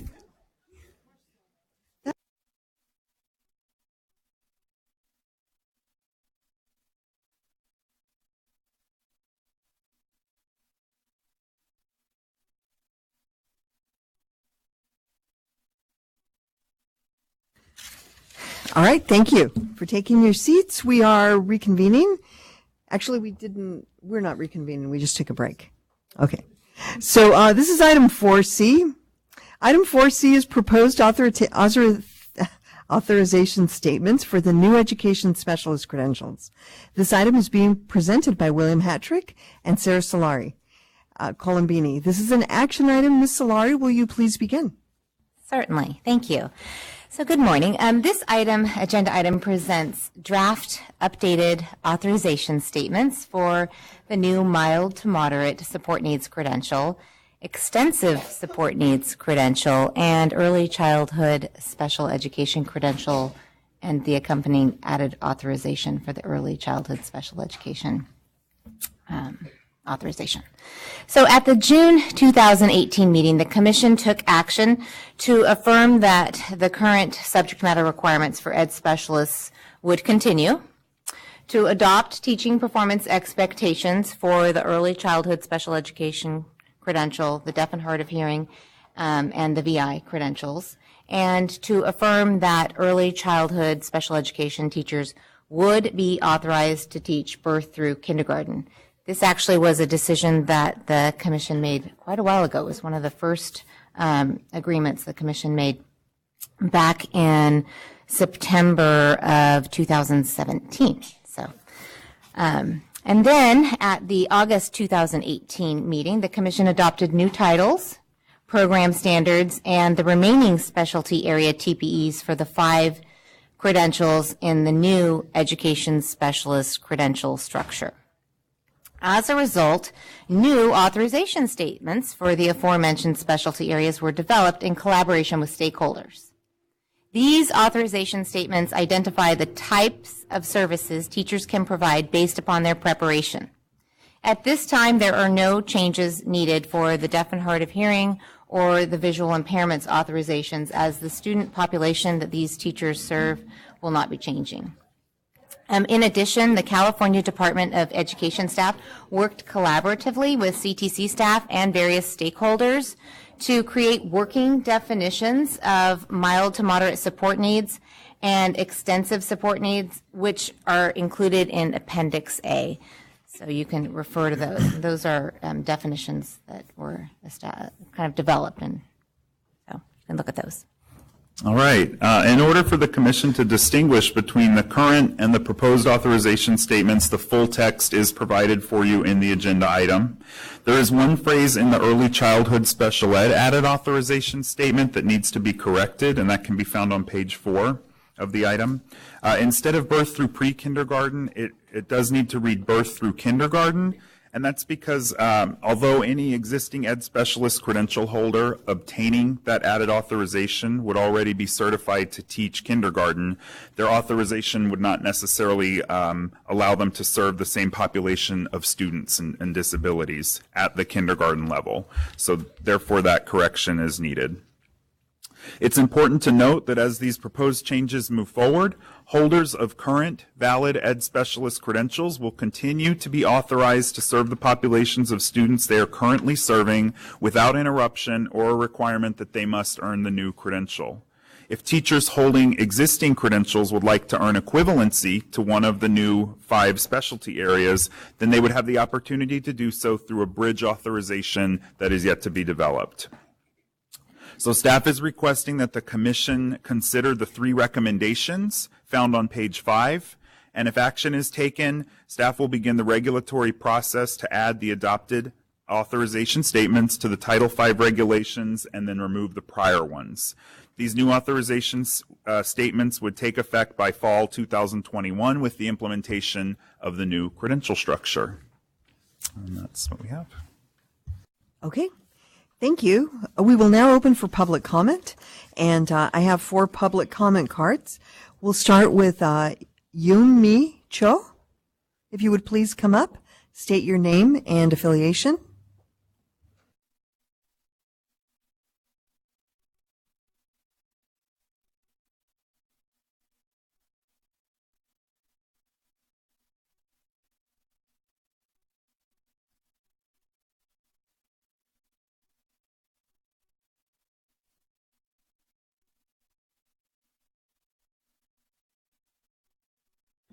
Thank you. Thank you. Do you want me to do it again? That's it. Eun-Mi Cho from Sac State Special Education Faculty. And I have a comment and questions. Under the 4H, both exceptional and extensive support needs authorization statement, especially definitions, are very similar and similarly written. And only difference between 2 credentials is deaf and blindness. And in terms of disabilities that each credential holders can teach. And also, so that's why I think that we need to have some specific guidelines for these definitions under these specific authorization statements. And also, as a MALMAD, currently MALMAD, mild to moderate program coordinator, I do have a kind of concerns on the addition to the current disabilities to the new, exceptional support needs credential that traumatic brain injury, multiple disabilities, and orthopedic impairments are added to the new ones.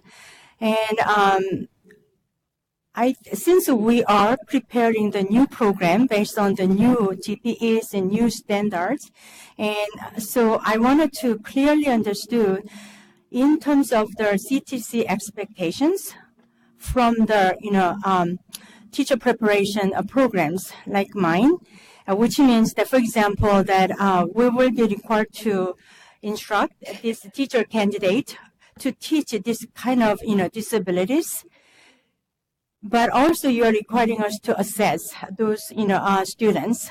So my specific question is that, are you requiring us to train our teacher candidate while they are with us to know how to teach students with these, disabilities, including those 3 specific disabilities that will be added to, as well as you are requiring the preparation programs to teach our teacher candidate to be able to assess these disabilities at field as well. That's my question. Okay, and then in terms of the gross, fine motor assessment is it by the university or, the special education program?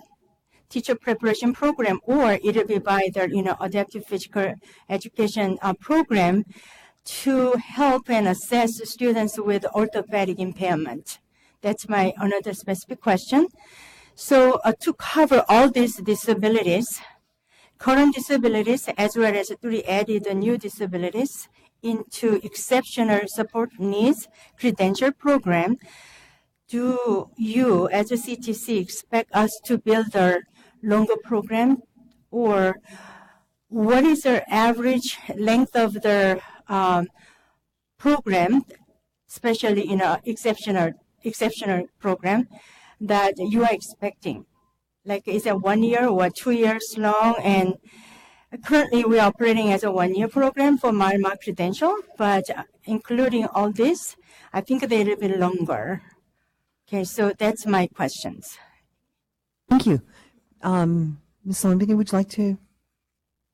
Okay, I just want to make sure I understood the questions. So there were a couple, I believe, so I just want to clarify. So the first was, will we be required to train teacher candidates to know how to teach students with the disabilities that are included in those authorization statements? I think that's what I heard. And is that what, okay. So as with all of the program standards and teaching performance expectations, programs that are approved to offer teacher preparation programs are expected to prepare candidates to meet all of the teaching performance expectations and to prepare candidates. So yes, it is the expectation that educator preparation programs would prepare candidates to teach students or candidates to come out with the knowledge, skills, and abilities to not only teach students with those disabilities, but also to, I think was mentioned, to assess those disabilities. So in orthopedic impairments and the others that are included within the authorizations. I believe it was mentioned that, yes, deafblind is the only authorization that includes deafblind is the extensive support needs credential. So that is the unique disability included within the extensive needs support credential. So that would be the one difference. But the educator preparation program would, yes, be responsible for covering that. Now, as far as I also heard, the second question was what would be the Commission's expectation around length of program? And we don't have any expectations around length of program, or do we expect you to build a longer program? It's really about the quality of your program, and you have, and when I imply you, is the implied use, the educator preparation program, have that latitude to decide how it is you're going to build that program to ensure that your candidates get those competencies. Okay, so what that looks like is at the program's discretion. So I hope that answered the questions. Those are the ones I kind of captured. Okay, yes, I see you nodding your head, so, all right, excellent.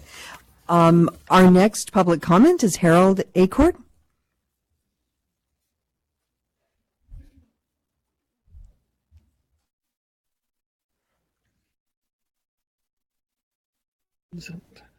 There we go.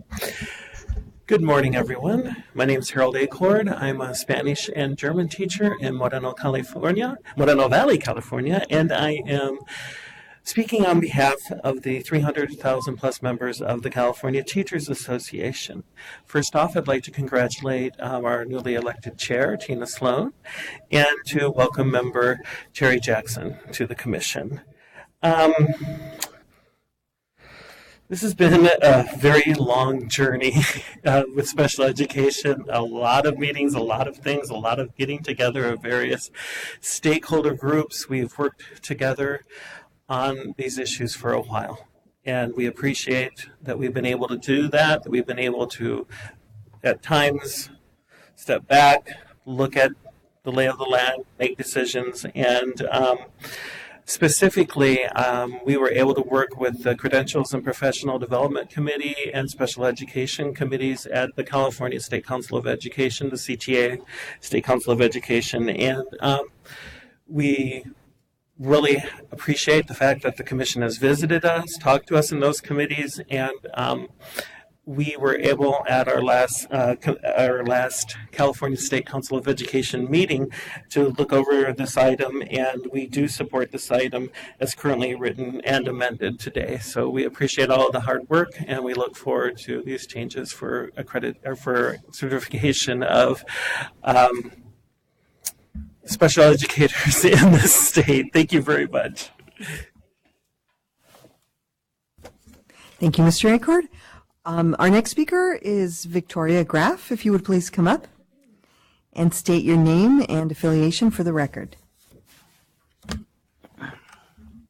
Good morning, Commissioners. It's a real pleasure to be here.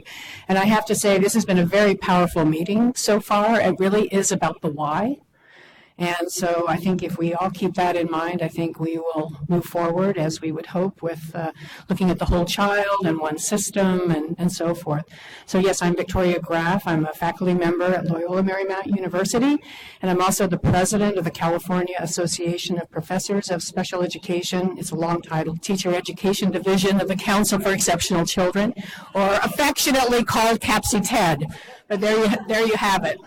I'm also the former co-chair of the Educator Preparation and Professional Learning Subcommittee of the statewide Special Education Task Force. I've also served on several work groups in this room on the creation of the universal, which I love. I love the term universal teaching performance expectations and the education specialist TPEs and standards. As president of CAPC-TED, I'm representing the board of CAPC-TED, which is in support of the proposed authorization. However, we are concerned about potential unintended consequences of the implementation of the authorization if technical assistance is not provided to local education agencies and educator preparation programs regarding these statements. The authorization statements, the authorization statements, and I can't say this more strongly, represents a dramatic, important, essential shift away from current practice, focusing on disability categories. We're looking at student needs and the level of support that is required to meet each student's needs. It will be important, however, that professional development is provided to IEP teams at the school level, district level, as they determine whether a student has mild to moderate support needs or extensive support needs, because this will result in the appropriate services being delivered to the student. Also, careful consideration must be paid by LEAs regarding appropriate assignment of education specialists, especially as multi-tiered system of support, MTSS, is implemented statewide. And this again creates a great opportunity, as we heard earlier, with counselors, school psychologists, social workers, general education teachers, and specialists who work together to support all students. The CAPC-TED board also recognizes the current challenges regarding the workload of education specialists and is offering to partner with CDE, CTC, CARS Plus, CEC, CTA, AXA, CFT, and the Alliance for Inclusive Schooling, and many other professional entities to examine this workload and to investigate possible options to reduce the administrative responsibilities of education specialists, which may be reducing the instructional time for education specialists. The CAPC-TED board would like to thank the numerous professionals who have contributed over the last 5 years, I would say, to the development of the new TPE standards and now the authorization statements for education specialists, and to also thank the work of CTC and CDE staff who have also contributed to this work. Thank you. Thank you. And our final public comment is a real peach. Nancy Hurlbut, representing Peach.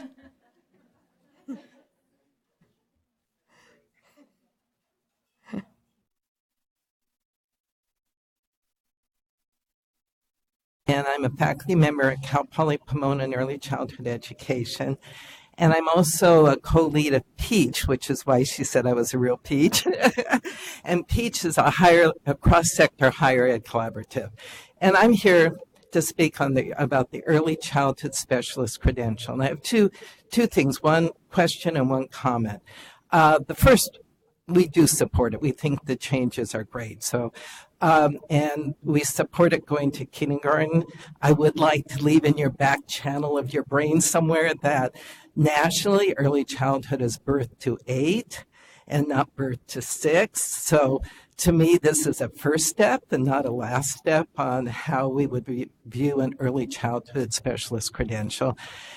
My question is, maybe I didn't read in enough depth, but does the early childhood specialist credential require another credential in order to be able to work? No, it's just that one credential for birth through kinder. Oh. Okay. It's a good question, I guess.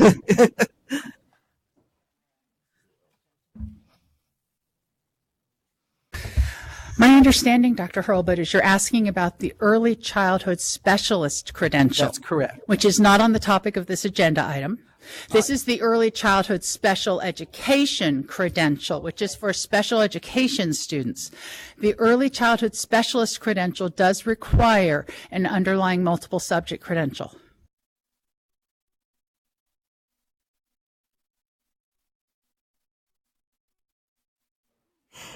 Thank you. Okay, public comments for this item is now closed. Do commissioners have any questions or comments on this item?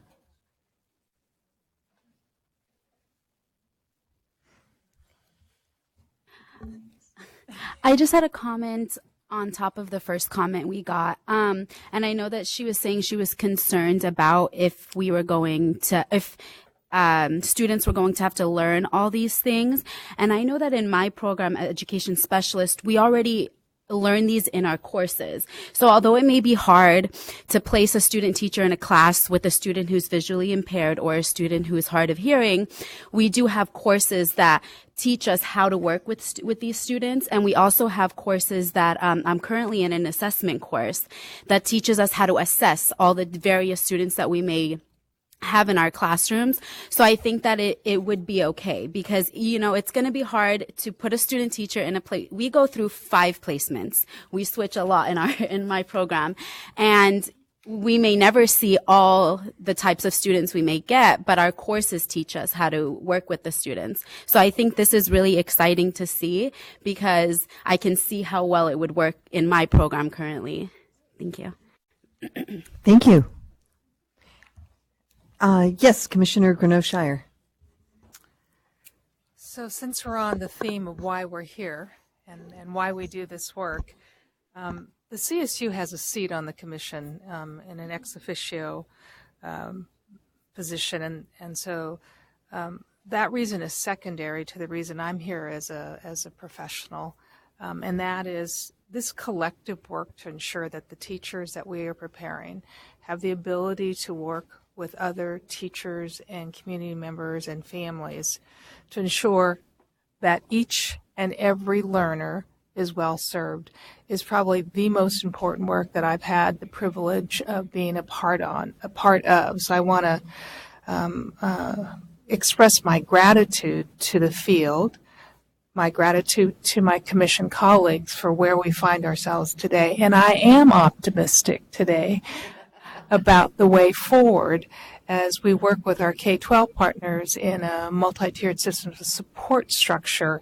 and we work alongside teachers and families to make sure that each and every learner gets what they need. So I'm excited today. I'm not like ecstatic, but excited. Any other comments from commissioners or questions? That was just a chin scratch, right? Okay, all right. Okay.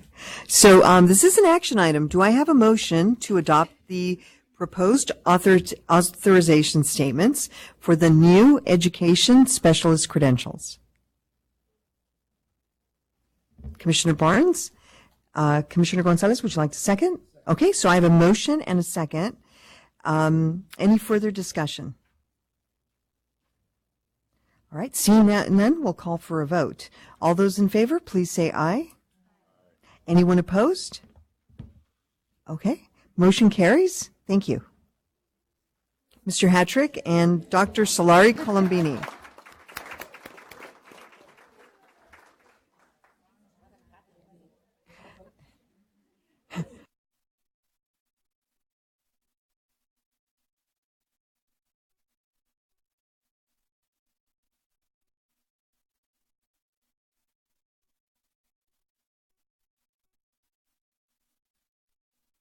Okay, so moving on to item 4D is an update on the work related to the teaching of literacy.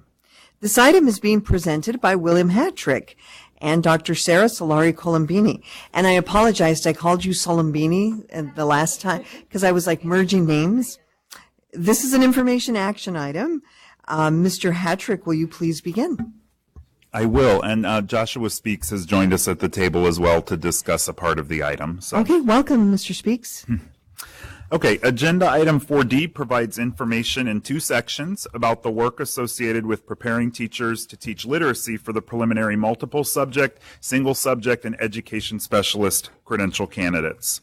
The first part discusses the recent work of the literacy group that met in February, while the second part looks at the broader focus on assessing literacy, including the RICA, and that begins on page 5. Over the past couple of years, the Commission has worked to strengthen and streamline the accreditation system, and as part of that process, significantly revised teacher preparation standards were adopted in 2015 for general education.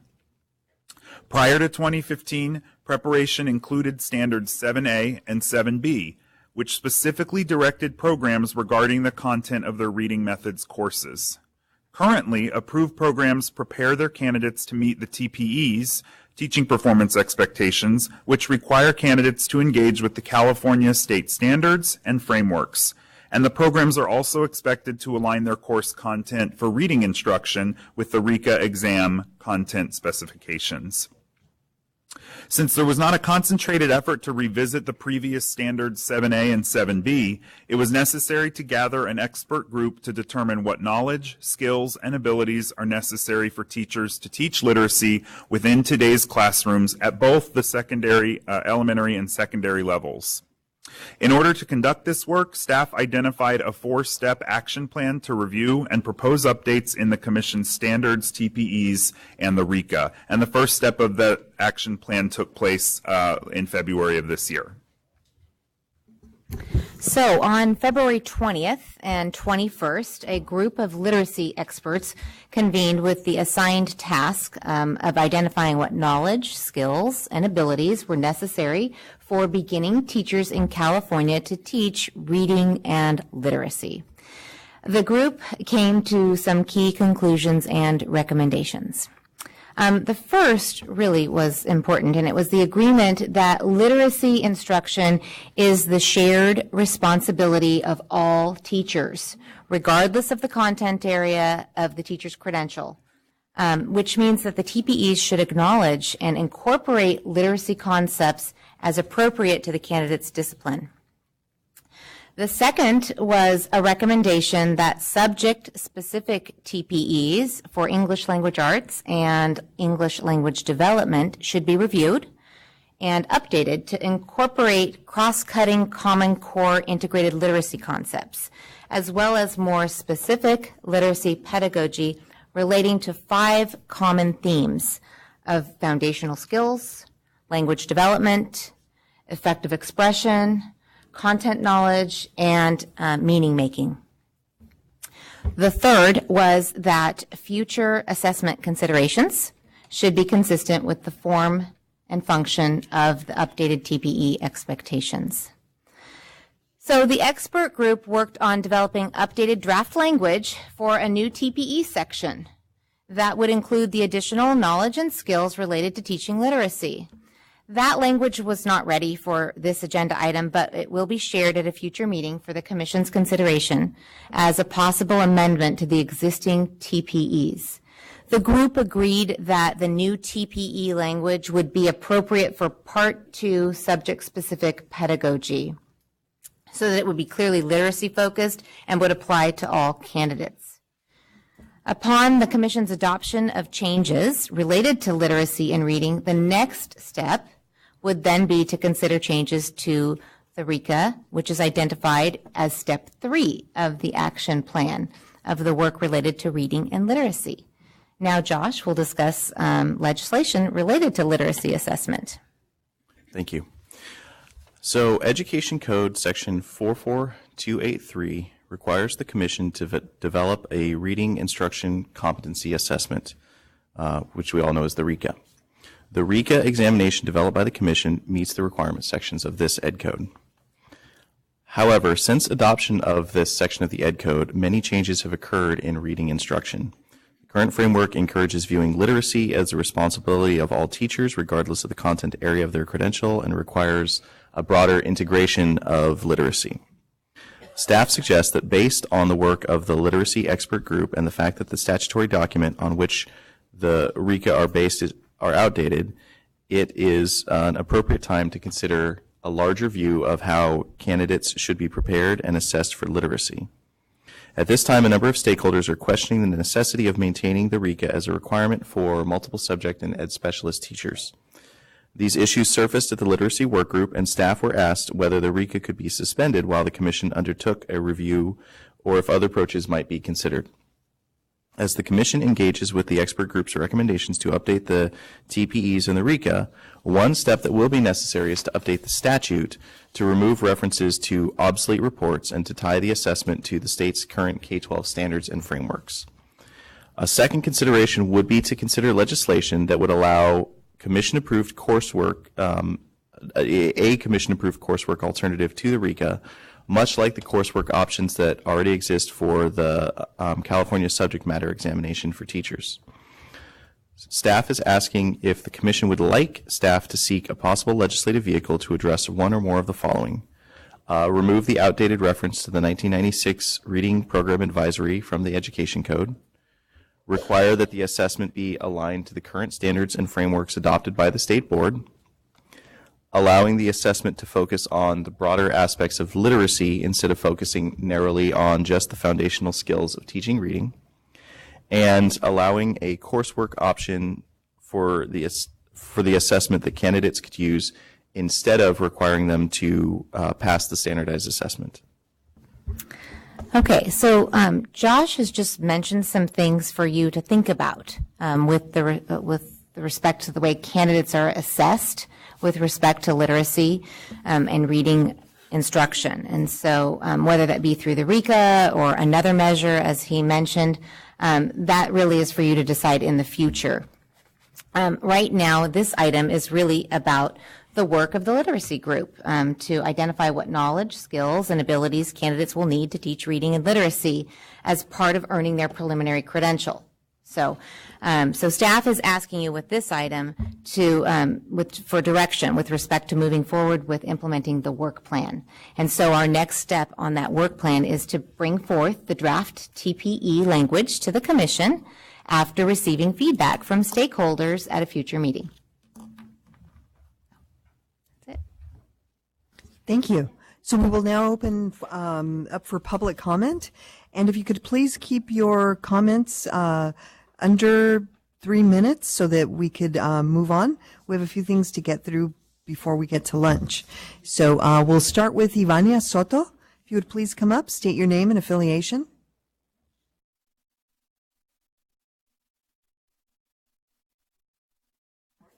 Good morning. So my name is Ivania Soto. I'm a professor on loan from Whittier College, working with the California Association for Bilingual Education, where I'm directing a bilingual teacher and administrator pipeline program. A little long there. And we just got recommended for accreditation. Sarah was on our part of our team, and so yay. Okay. So that's Whittier College. So on behalf today, my comment is on behalf of both CABA and COBTE. And we are concerned that RECA is a gatekeeper for our multilingual candidates, as the first-time passing rate for our English-only candidates is 71%, while the first-time passage rate for our multilingual candidates is 56%. There's also no evidence that successful completion of the RECA is predictive of the ability to teach reading and linked to positive student results. Lastly, since the literacy-based TPE is in development, our recommendation is that the TPA be used to assess literacy abilities. Thank you. Thank you. Our next public comment is Saret Kaminsky.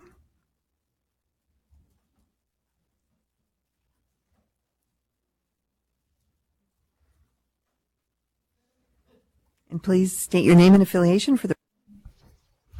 Good morning, everyone. My name is Saret Kaminsky, Policy Director of Educational Services at CSESA, representing the county superintendents. CSESA commends the staff and all the members of the Literacy Expert Group for their time and energy. We were pleased to participate with Michelle Jones from the Teachers College of San Joaquin. As the agenda item highlights in pages 3 and 4, the conversation of the expert group centered on the knowledge and skills needed for teaching reading and literacy in the context of the California state standards and the ELA-ELD framework.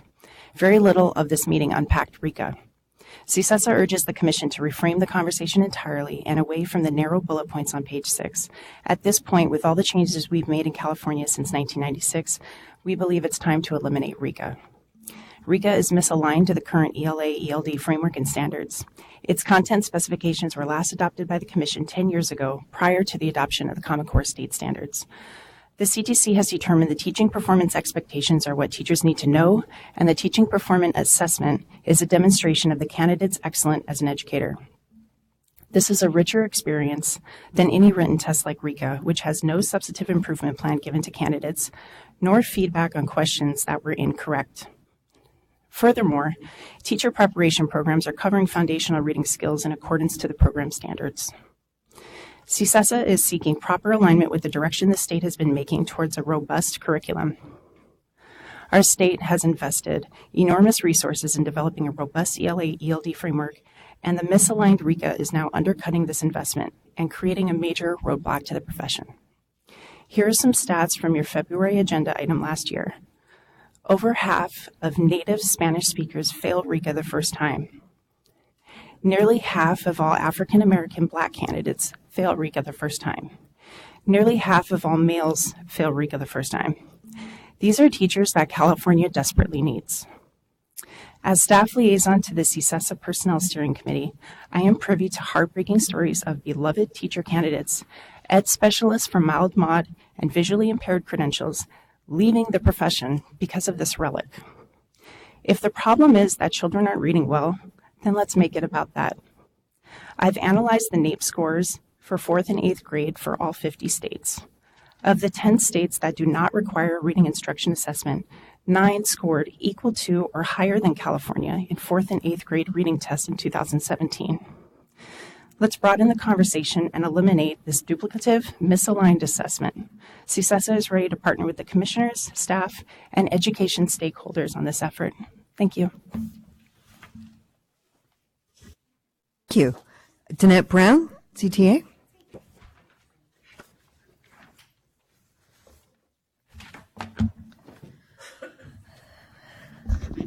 Good morning, Danette Brown, and I'm here representing the California Teachers Association.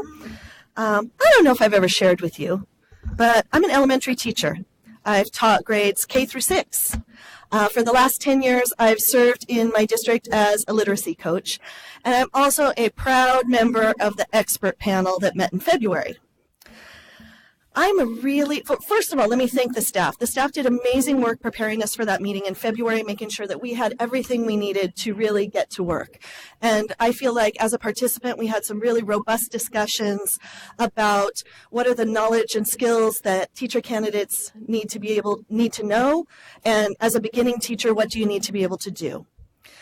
I'm very proud of the drafty additions to the TPEs that I'm excited to hear are coming soon. I'm really proud of the work that we did around that. However, I left the 2 days of great work feeling a little disappointed because we didn't have the opportunity to address one important item on our agenda, was how are these best assessed? It was on our agenda and numerous people kept saying, when are we going to get to that part? Because we really have some ideas. And we just ran out of time.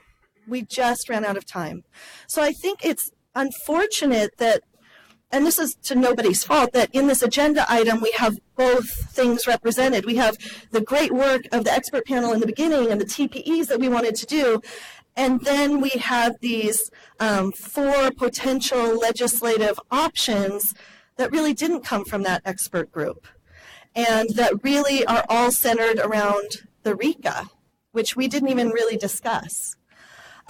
So I feel like it kind of muddies this agenda item about what we're talking about. And I was happy to hear the clarification from Ms. Solari that we're really just talking about, should we move forward with the TPEs? We would support that. What we don't support is moving forward with any legislative solution to the RECA that keeps the RECA. The California Teachers Association supports the elimination of the RECA. We feel like it's time to do better because we know better. And that it's premature to really move forward with a legislative solution that addresses part of the problem or doesn't really get us to a better place. We saw with the previous item that after a lot of robust discussions with the special ed item, we ended up with something we're all proud of and that we could all get behind. We cannot get behind a legislative solution right now that really doesn't match what we believe. We look forward to working with the stakeholder group, and we believe the Commission really has a lot of feedback from stakeholders. If we look back to the December 2017 meeting of stakeholders, that question was asked of that group. How are these skills best assessed? And that group came up with 22 suggestions. Not one of those 22 said RECA at all. And that's in... wait, I even wrote down the page number. It's from your previous agenda on February 28, agenda item 4E, page 24. You have all those 22 options. Let's have some conversations about those other options. A lot of really smart people gave their input, and let's move this forward in a timely manner, because since this is in legislation, and we do know that somewhere we need a legislative solution, it takes time. Let's not put this on the back burner anymore. Let's move forward, and as Surette mentioned, let's work in collaboration with our stakeholders and move this. Thank you very much. Thank you. Our next comment is Rigel Massaro.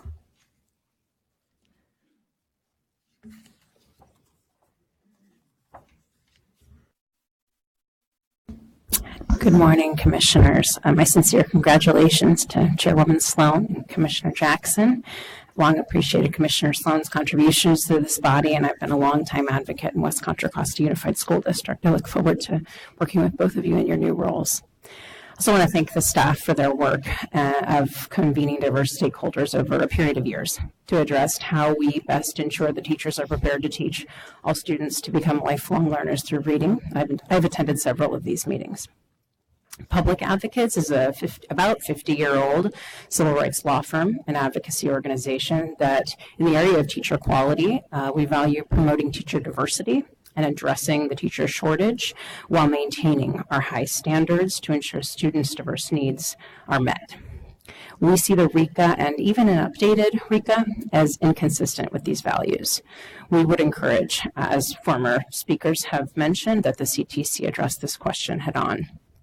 RECA is not ensuring teachers are well prepared to teach literacy.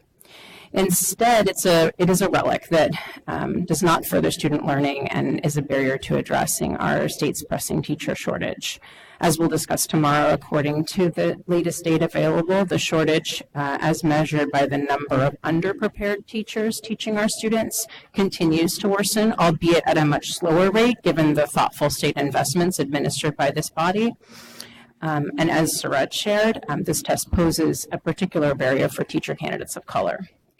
I wanted to share two studies. One of the Getting Down to Facts studies said, and I quote, "The pathway to becoming a teacher in California loses a significant share of candidates at each testing juncture.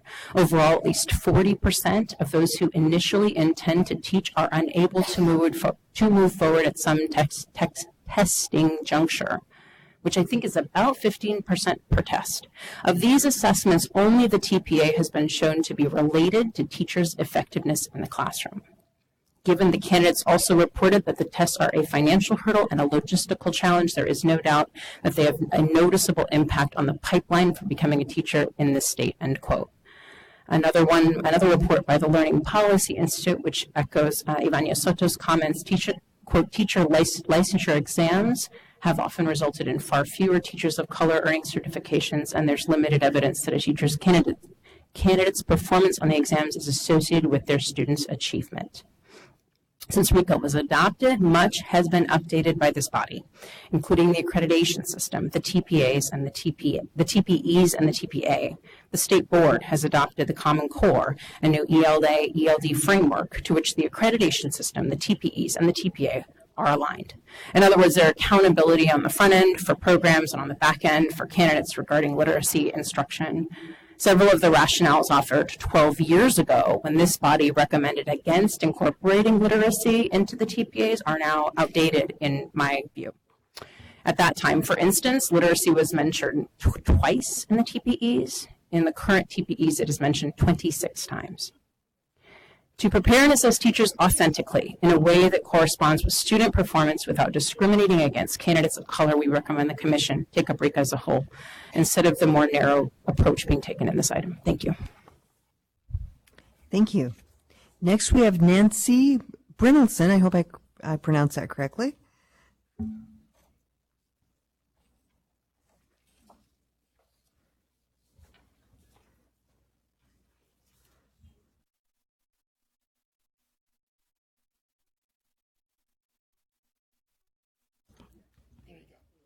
And if you could please state your name for the record and your affiliation. Nancy Brynildson. I am the co-director of the California State University Center for the Advancement of Reading and Writing, part of the Chancellor's Office. And I'm pleased to be here today and to have been included on the expert group, and was encouraged that we were getting down to work on this long overdue item. We've raised the question of the alignment between RECA and current standards in the framework for many years. And we recognize the financial hardships that candidates endure and the difficulties that certain candidates have in passing the examination. However, I'm here today to support the 4 recommendations in the agenda item. We need some immediate action to align the statute to the current documents approved by the State Board of Education. We need the assessment to be aligned to current standards and to be broader than just a focus on reading and foundational skills. Now, we'd be the first to acknowledge the importance of foundational skills and in the high quality preparation of teachers. And I will acknowledge that perhaps not every faculty member would agree with my position.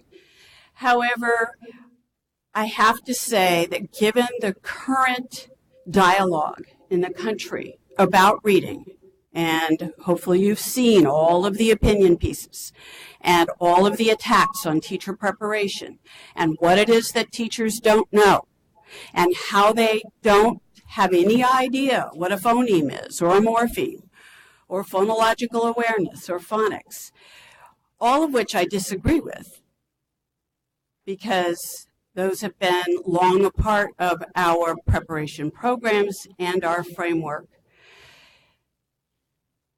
To rush forward to eliminate an examination in this political climate, frankly, I think is ill-advised.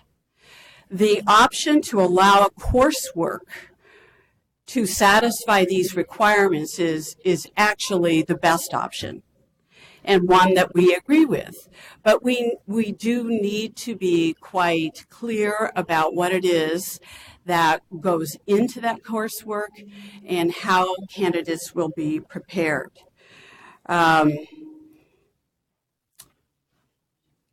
We want to work in collaboration with all the constituents, and I understand completely why there would be recommendations to eliminate RECA. We did not have the time during that meeting to fully explore all of those options, but this immediate statutory solution would be a step forward as we continue to work on the TPEs. And I think you should consider the climate in which this decision might be made. Thank you. Thank you. Janet Davis.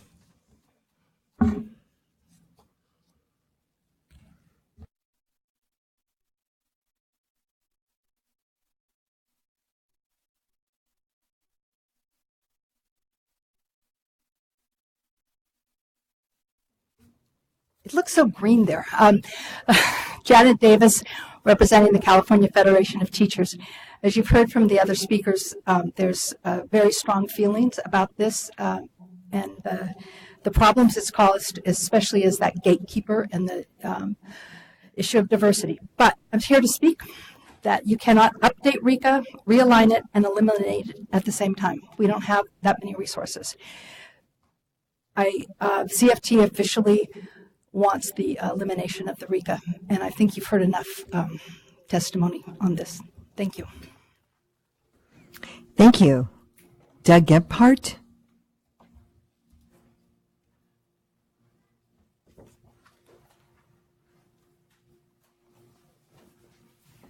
Good morning, Commissioners. My name is Doug Gebhardt. I'm acts as liaison to the Commission on Teacher Credentialing. You probably have already assessed that there are several stakeholders that are not in favor of retaining RICA and think that that should be eliminated. But that's really not what today's agenda is all about. But there is a component of today's agenda that does focus on RICA. AXA would recommend that you do not take any action specifically on RICA and bring this topic back to this body specifically about RICA, what the purpose of it was for putting in legislation in the first place, examining what we've done since it was put in legislation, and determine where we are today with the performance expectations and performance assessments, and whether or not it's essential to have a RICA. Today's not the time to do that, but I think we should bring that back very soon to this body and examine specifically that topic. And only looking at the original purpose and then looking at the history of what we've accomplished since then, can we really determine whether or not RICA or anything like RICA is the appropriate vehicle for assessing teacher ability to teach reading. All kinds of things come into play regarding alignment of the TPEs, the TPA, whether RICA meets that expectation or not. You can look at the data regarding passing rates, but then you have to examine why the passing rates are what they are. You know, are teacher candidates prepared specifically by higher ed to take the RICA? Is their ability to take and pass that test independent of their coursework? Let's take a look at that, and let's don't take any action today specifically on RICA. Thank you. Thank you. So this public comment period for this item is now closed. Commissioners, do you have any questions or comments on this item? Commissioner Klatt? At the risk of changing the subject, I want to change the subject from RICA a little bit, not that I don't think it's an important topic, but I wanted to address the first bullet point in the key conclusions and recommendations from the advisory group because I don't want it to get lost in the discussion, and that is the recommendation that literacy instruction is the shared responsibility of all teachers regardless of their credential. And for me as a single subject English teacher, that was the part of this item that really excited me, and I'm hopeful that the attention given to that will trickle up, trickle down. But like when we were talking earlier about the counselors, if we can provide all this training to candidates, but as Commissioner Jackson said earlier, it'll all be for naught if those candidates we prepare aren't employed to the capacity for which they've been trained. And so I really hope that attention to all teachers, regardless of their credential, and I'm thinking CTE teachers, single subject teachers of other subjects other than English, that foundation in literacy and literacy instruction is really seen as a shared responsibility. So I'm very excited about that part of the item. So I just wanted to give support for that item or that bullet. Thank you, Commissioner Klatt. Any other comments? Commissioner Jackson?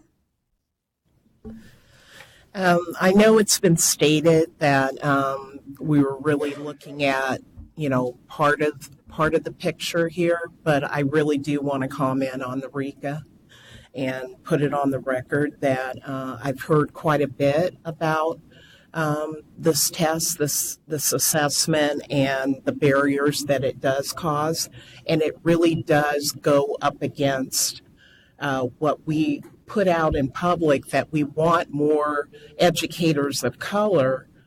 We want more educators that bring a broad sense to the classroom, and yet we're building up a case that there's a barrier here, and that we're not addressing that barrier and trying to come up with a way to not have candidates of color that just go and find something else to do.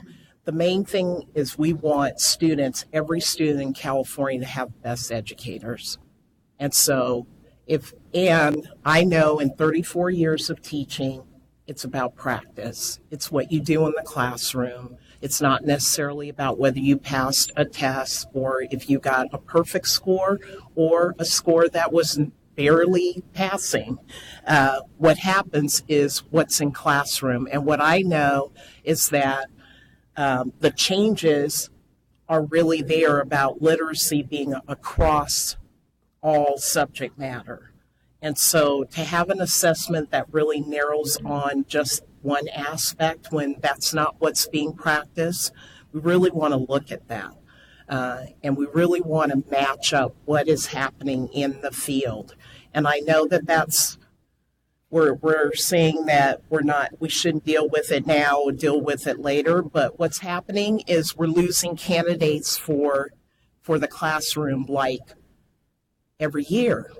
So we can't keep putting off something that has a potential to not bring in the best educators that we can have for the student population that we know is in California. So I just wanted to put that on the record. Commissioner Hind and then Commissioner Strauss. All right. A couple of things. I want to thank Commissioner Clapp for her comments on highlighting that bullet point about everyone being able to teach literacy. That's so important. I've talked to many high school teachers who say they have students in high school that can't read and they don't know what to do because they don't know how to teach reading. So that's really important. On this particular item, I think Doug Gephardt's comments were everyone's comments were very valuable, but your comments specifically were very succinct. And I think that moving forward, we should definitely look at what parts of the TPA show evidence of ability to teach reading. Is there a need for this test? Is all those points that he made, I think we should, if staff could do that, or if we could reconvene the group that was already going on it and continue on. It sounded like Danette Brown said that those conversations were happening, but just didn't have time to finish them. So that would be really valuable to get that group back together if we could. I don't know how much that would cost, but to move forward some way, either so that we're not getting rid of a test without having proof and evidence that those skills are being addressed somewhere else. So that's what I would suggest. Commissioner Strauss? So I just want to make a recommendation, first of all, to support the work and also the comments from the stakeholders. It takes a long time to shift policy and get everything aligned, and I think that's where we are right now.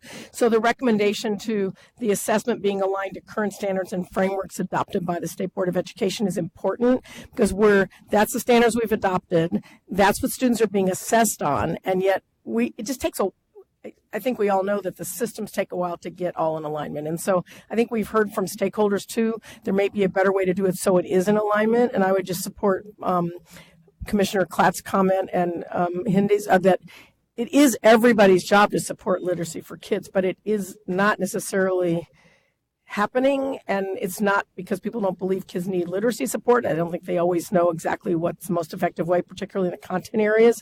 And we've tried very hard in the frameworks, in the newer frameworks, to show how literacy is integrated into those areas. But I think it's time to align the practice as we look at teacher preparation, understanding that it takes time. So I would just support the recommendation of alignment to the standards and frameworks that have been adopted, and also to a more relevant and appropriate support for teachers so they have the skills to teach literacy, and that it's not just a gatekeeper that's keeping people, but also just supporting people and having the effective skills. Thank you. Commissioner Gonzalez? Thank you. I'm not going to get on my RICA soapbox, but I do want to thank the literacy group and support finalizing the literacy group's accommodations concerning the edits and the TPs and moving forward with that. And take items or the 1, 2, 3, 4 bullets at a later date. I also would be remiss, and no disrespect to you, Chair Rodriguez or Executive Director Sandy, but I'm concerned, putting my governance and equity hat, that we had 2 items, 4B, 4C, some real unifying, community building, hard work, and we didn't limit comments. So now we have a little bit of a contentious topic, and we're kind of throttling down on time. I just ask for consistency. So if we're gonna request a 2 to 3 minute comment period, let's just be consistent. Sorry, battling a little bit of a cold. Let's just be consistent on every comment period. That way, there's no perception of trumping down that voice. And thank you for that comment. I was actually going to start this morning with that, but I didn't see anybody with a little timer, and so I didn't. And so yes, no, absolutely, because we don't want to give the perception that some things are rushed and others aren't. So I appreciate that. Liaison Shoup, please. I'll be quick. I just wanted to say how when it comes to the RECA, I was one of the lucky ones. I passed it my first go, but I do have people, my colleagues, that I would have thought were a lot better at this because we take a course for it prior to taking the exam that would have also passed. And unfortunately, some of them have taken it twice and have still not passed.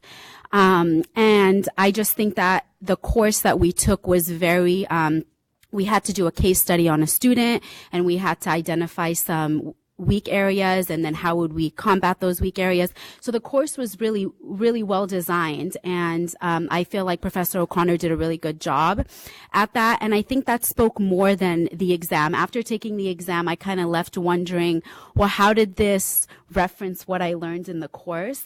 It wasn't very broad. It focused on a small area. And then also the course was just us. It was education specialist and multi-subject. And going back to what Commissioner Clyde said, I think that it would have been very beneficial if we would have had single subject students in the course, because like we've said, teaching literacy is in all subjects, because in elementary school, you're not going to teach a student how to read a chemistry textbook. That's way different. So if chemistry teachers don't know how to go about teaching that, then students regardless of how well they do in an English course, they may fall behind in that chemistry course. So I think it would have been very beneficial to open up the class and not call it a RECA class, but just call it a literacy class and include a variety of students. Commissioners, any other comments? Yes, Chair. So then just to clarify where we are, I wanted to commend you on the item and the work groups for ways in which they're going about this work. And you did clearly give, when the work group met, they had already gotten as far as drafting language for the TPEs. That's very exciting. That will come back to us. And it appears that the next steps are now to figure out how we might assess those TPEs once they come back to us. So, yes, is that right? Well, if you look at the chart on page 2 right. of the item, yeah, so page 2 of the item. What the next step is for here is we will bring back the language, the TPE language to you, yes. And then your next steps would be to decide, how would we like this to be assessed? Okay, because I'm looking at your table on 4D2 and 4D3. And yes. Right, and so under row 3, it appears that the way you all have organized and thought about the work with stakeholders is that will come next. Yes, part. that is right. Yeah, no, you're correct. Sorry. Okay, and I think that speaks to what all of our stakeholders were talking about today. So this item was good to have an opportunity to hear from stakeholders and see where people are with what's currently happening. We got some good input on things that we should consider Doug Gebhardt, we'll go back to your, clear questions here. What was the original purpose of the RICA? What have we done since? Where are we today? And is there an opportunity to really study the RICA in any way? We've had it around for a long time. Is there any utility in any which way that we can learn from as we go forward in considering how we want to assess candidates' abilities to support students in literacy across the curriculum? Maybe, maybe not, but those are all things, to consider as we go forward. So then with respect to my question now comes in with any action that we might take today, or at least if you want any guidance from the Commission on those 4 points. We don't necessarily need any action. What we're going to do is we're going to come back to you with what feedback we have on the TPE language. Okay. We were just hoping that you would agree that we're moving in the right direction with that work. And like I said, the assessment piece that was included in this item was kind of horizon, I think. We're looking toward kind of, and it may not capture everyone's what everyone's opinion or views are, but it was just kind of some foreshadowing. But certainly what we will do is we will come back to you with the TPE language and the feedback that we receive from that, and get of course your feedback as well. Mm-hmm. And then we're hearing that the opportunity to explore multiple avenues for how we might assess and move forward. Right. Yeah, thank you. Was that a motion? This is an information action? Oh. Okay. Commissioner Greneau-Shire? So on page 6 of 4D, the paragraph that begins, in conclusion, staff asks if the Commission would like to seek a possible legislative vehicle to address one or more of the following. So that's not really what you're asking us to do at this point. Is that? I just want to clarify that. Right. I'm going to let Josh speak to that. Okay. Sure. So I think the main focus of this item was to, update and inform you on the work that's going on with literacy. However, since that sort of helps to highlight some of the concerns currently around RICA, we also wanted to present the Commission with some discussion points, if you will, about actions that we could take regarding RICA. Because I think it's fair to say that, whether the Commission ultimately decides that RICA should be revised or should go away, we can all agree that RICA, as the statute is currently written, referencing a 1996 document, and there's some other deficiencies in there. The statute at some point will need to be addressed. So we're not necessarily saying we'd like you to take action on that today. Okay. But to sort of get that conversation going as well, I think. Okay. Thank you. Thank you. So it's not an action item? Okay. Okay. Excellent. Thank you. All right. So we are. Madam Chair. Yes. And I just wanted to, it's 10 till 12. When we can get through 2 more items and break at 12:30 if you'd like, since after lunch we are going straight into closed session. But I think that depends on the needs of the group at the table that will be here till 12:30. Are you willing to wait till 12:30? Yes. Okay. Then okay. I think that will be the plan. And staff is now on notice. 12:30 is our drop dead moment. We will stop. Okay. Thank you. And thank you, Mr. Hattrick, Mr. Speaks, and Dr. Sarah Solari-Colombini. Thank you. All right, moving on. Item 4E, update on state-funded grant programs. This item is being presented by Ayor Osamwani and Cara Mendoza. So this is an information item. Ms. Osamwani, will you please begin?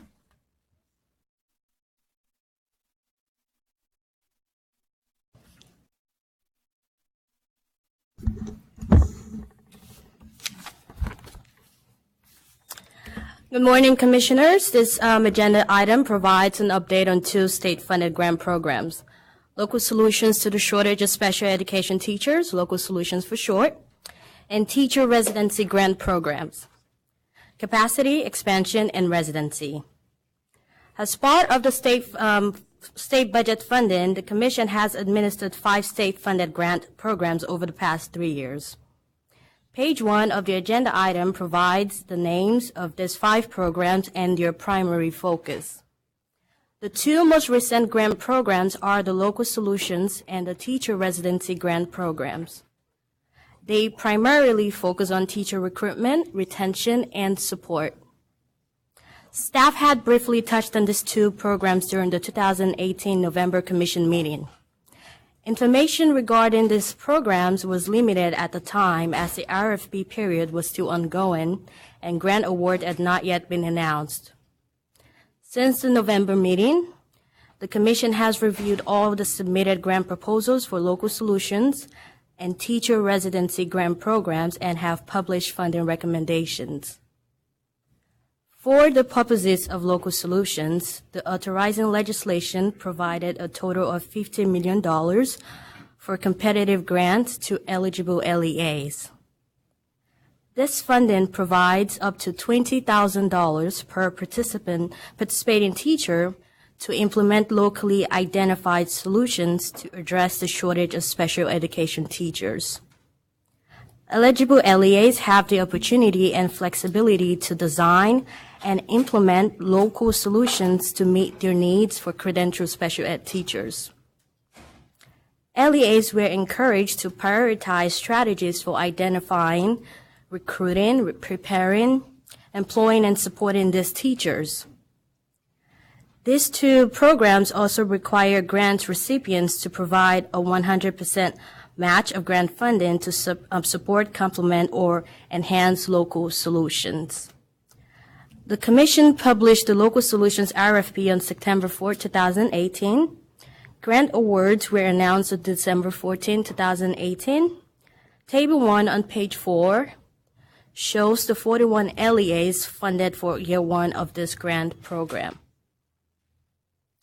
Figures 1, 2, 3 on pages 5 and 6 illustrates which legislation suggested solutions LEAs intend to provide special ed teachers. Majority of the funded LEAs indicated they would use this grant funding to recruit special education teachers, assist candidates with tuition, provide sign-in bonuses, and develop special education teachers by providing induction and assistance from mentor/master teachers. As previously mentioned, LEAs have the flexibility to design and implement their own local solutions. Some of the proposed local solutions included paying for foreign transcript evaluation and supporting staff with tuition to obtain added authorizations. Local solutions grantees will be required to submit an annual report to the Commission. Staff will present regular updates to the Commission regarding the state-funded grant program. A final report from the Commission is due to the Department of Finance and the appropriate fiscal and policy committees of the legislature by December 1st, 2023. At this time, Karen Mendoza will report on the teacher residency grant programs. Thank you, Yori. Good morning, Commission members. It is still morning. In addition to the work related to the Local Solutions Grant Program, Commission staff has facilitated 4 rounds of grant awards for teacher residencies. They include teacher residency capacity, rounds 1 and 2, teacher residency expansion, and what we like to call regular residency. In 2018-19, the state budget included $75 million to support the development and implementation of teacher residency programs. Of this $75 million, $25 million was for STEM and bilingual, and $50 million was for special education teacher residency programs. Commission staff produced and disseminated 4 rounds of competitive grant RFPs for LEAs to partner with an institute of higher education with a Commission-approved credential program to offer 1 or more teacher residency pathways for special education, STEM, and bilingual education credentials. As with the Local Solutions Grant, each LEA grantee is required to have a 100% match of funds, whether it be actual funds or indirect. And for expansion and residency grants, 95% of that funding must go directly to support of the teacher residencies, and only 5% may be budgeted for program administration. As with Local Solution, we will be yearly collecting reporting requirements, and there will be a final report due to Department of Finance in advance of December 1st. So let's talk a little bit about each of the area grants. First up is capacity. So authorizing legislation directed the Commission to make one-time grants available to support applicants in establishing and building capacity for teacher residency programs. Thus, the Commission made available $1.5 million for grant awards of up to $50,000 to plan and develop a teacher residency program for the areas already mentioned. 2 rounds of capacity grant funding requests for proposals were posted. Round 1 was due September 24th and round 2 on November 5th. And awards were announced on October 15th and November 5th, respectively. On Table 2 of this agenda item, which begins on page 7, you will see a combined list of grantees for teacher residency grant capacity rounds 1 and 2, their partners, the award amount, and the planned residency areas. In Figure 4 on page 9, you can see the residency areas that the 21 LEA grantees are planning, which is a total of 19 for special education, a total of 21 for a combination of bilingual authorizations, and 10 for STEM. Next up are the teacher residency expansions. As we well know, teacher residency programs are not new to California. So in an effort to support current teacher residency programs, the Commission offered the teacher residency expansion grant RFP on September 14th to expand existing teacher residency programs. Expansion grants were awarded on December 17th, and Table 3 found on page 10 includes the list of grantees, their partners, the grant award, and the planned residency areas. In Figure 5, you can see the planned residency areas in total. STEM leads with 5 residencies. 4 residencies will host a combination of single subject, multiple subject, or STEM bilingual, and there was 1 planned residency for special education. Last up, finally, the last of the state-funded grant programs at this time, teacher residency, which also awarded $20,000 per resident to the LEA, and these teacher residency RFPs were available on October 15th. Grant awards were just announced last month. Table 4, beginning on page 12, lists the LEA grantees, their partners, and the planned residency area.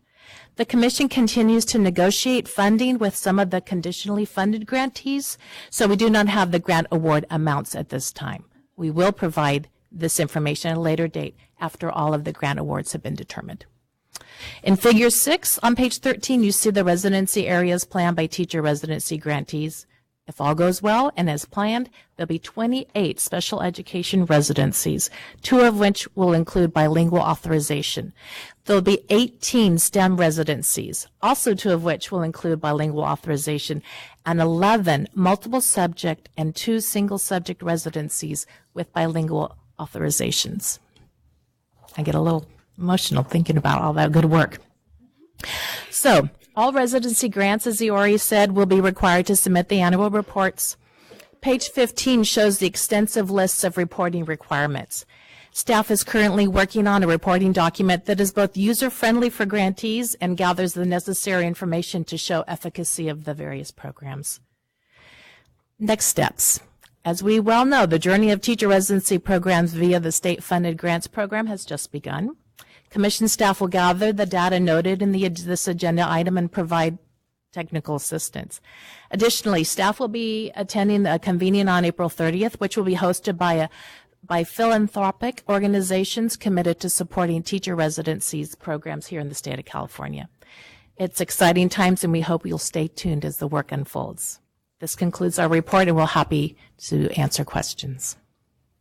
Thank you. We will now open up for public comment, and we have 3 public comment cards. Please keep your comments to 2 minutes, and we will start with Barbara Howard. If you will please come up and state your name and affiliation.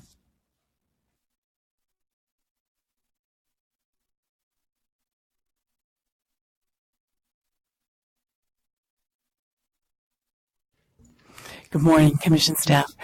It is exciting. And my most important comment today is, as I offer some updates about the grants that we've received, I just really want to thank Commission staff for the exemplary support that we've received. We've had grants from other agencies, and it's hard to get answers, it's hard to get help, and Commission staff has just been so supportive and quick to answer. So thank you. I just wanted you to know that. On our Local Solutions grant, we've been interviewing candidates. We have 15 spots for $25,000 full ride scholarships that in 1 year they will have mild, moderate, severe master's degree from UC Riverside. So that's just great news, and wanted you to know that these dollars are making good progress towards the teacher shortage. Looking at these young faces of diversity that reflect our county's population, it's been really exciting and fun to see these folks coming forward. The other comment I'd like to ask quickly, as we also were recipients of the Classified to Classroom grant, and that's going very well. 29 of our initial 100 are in the classroom today, but we have 57 that have bachelor's degrees that are finding the CSAT to be their obstacle. So I know that's on your radar. We look forward to working with the classwork option that was described and approved previously. So again, I just want to thank you so much for these grants. They are making a difference in our region. Thank you. Okay, our next, Rigel Massaro.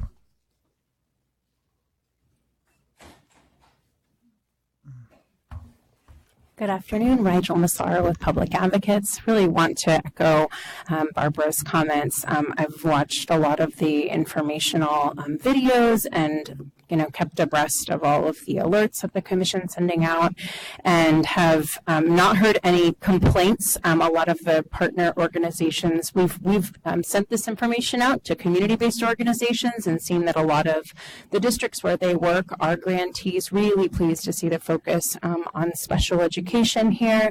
And though I did in my previous comments mention that the shortage continues, I think the reason we're seeing it slow is because of these initiatives and the way that they're being rolled out. So big kudos and welcome to both of you as newer staff, I think, here at the Commission. The one thing that I'm kind of thinking about in my mind, Assemblymember Weber a few weeks ago was wondering about a way to communicate all of the various initiatives, and how do candidates themselves know, oh, well, my local district has this award or this ability to do something. Maybe I'll consider teaching or consider teaching there. And so it's something I don't have a concrete answer on, but maybe the minds at this table could think of, how do we, apart from the folks in this room, how do we know about and capitalize on these investments? Thank you.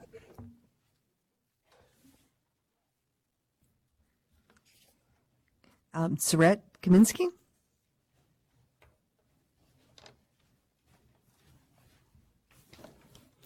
Good afternoon, Saret Kaminsky, Policy Director of Educational Services at CSESA, representing the county superintendents. I just wanted to commend staff on the administration of these grants. We've been hearing really complimentary stories from the field, and a lot of our county offices are involved in these grants. And we just wanted to say that we appreciate staff responsiveness with our colleagues in the field. Thank you. All right, thank you. We will now close public comment. And is there any discussion from commissioners on this item? Okay, Commissioner Greneau-Shire?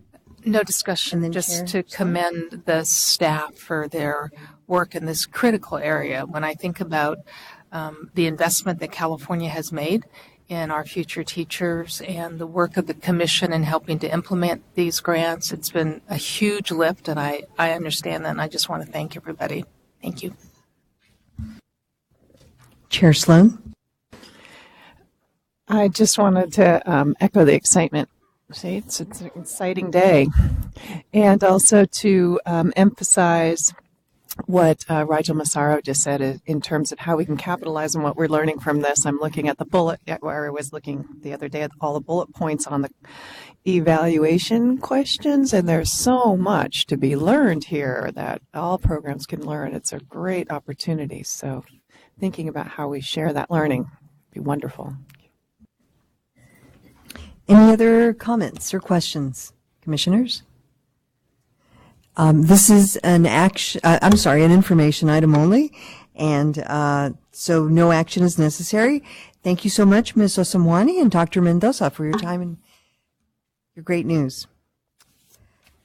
All right, so we will move on to item 4F, update on the work group to explore solutions surrounding career technical education issues.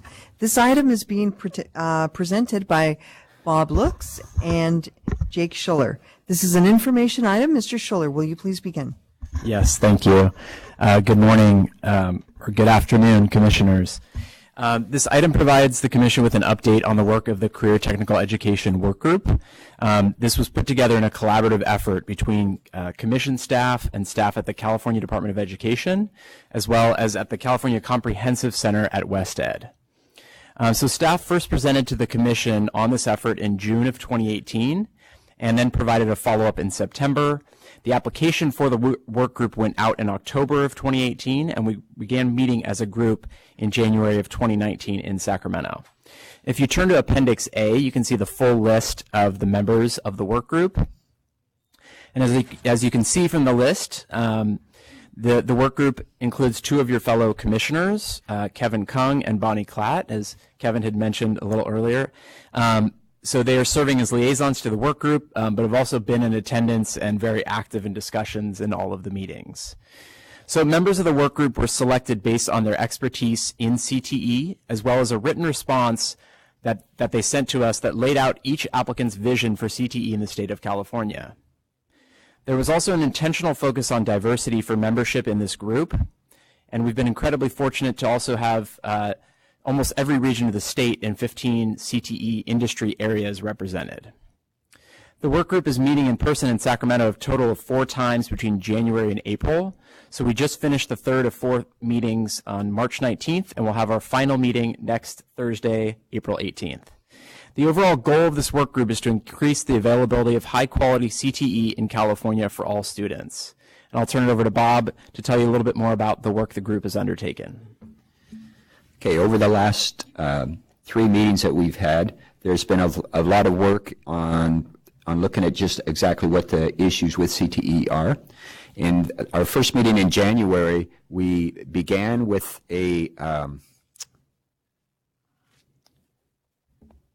with an exercise on what are the current CTE issues and how they could be solved without being bound by the current constrictions that we now operate under, and whether those constrictions were legislative, credentially based, or funding based. While they found this task to be extremely challenging, it did prove to be beneficial. After this, we realized that there was 3 major areas of concern that the work group had spoke about, so we actually broke the work group into one of these. They got to self-select one of those 3 groups that they wanted to begin the work in, and those groups essentially consist of curriculum and the integration of A to GD requirements, recruitment, retention, and development for CTE teachers, and CTE credentialing and Perkins funding. Each group was then asked to come up with problem issues in CTE related to that specific area, and that essentially took care of our first meeting. At our second meeting in February, we had a representative from the Southern Regional Education Board, which is an educational consortium of the 16 southern states, spoke to the group on what the southern states had been doing related to CTE and some of the changes that they had improvised lately. There was some very interesting discussion following this that proceeded on the differences and similarities to California CTE and that of the South, and how some of their solutions were not practical for California, and how some of their issues were exactly the same issues that we were facing. We then broke into the same 3 groups again and discussed additional issues that had come to light after reflecting on the work from the first meeting. At our March meeting, which was actually after our agenda item was posted, we actually we had 2 industry people talk about what they felt their industry's needs were and some of the issues that had come up that had come up when dealing with schools and educational policymakers.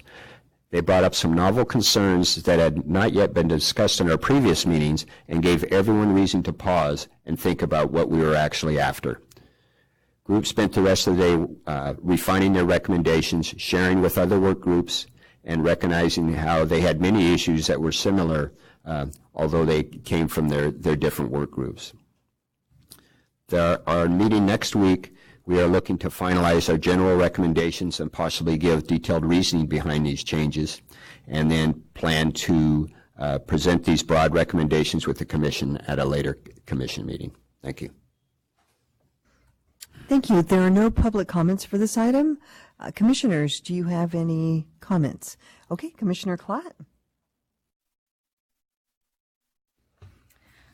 I would just like to take the opportunity to thank staff for the work that's gone into these meetings. I know I've been part of work groups in other settings before where it feels like the outcome is predetermined and you're kind of just there to endorse what the predetermined outcome might be.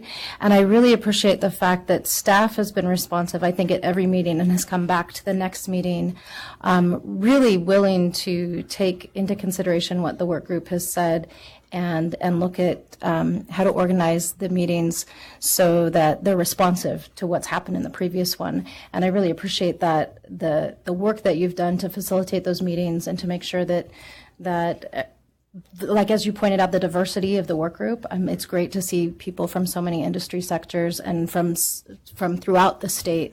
And I just appreciate the work you've done facilitating those meetings. And I'm looking forward to spending my first day of spring break with you next week. So.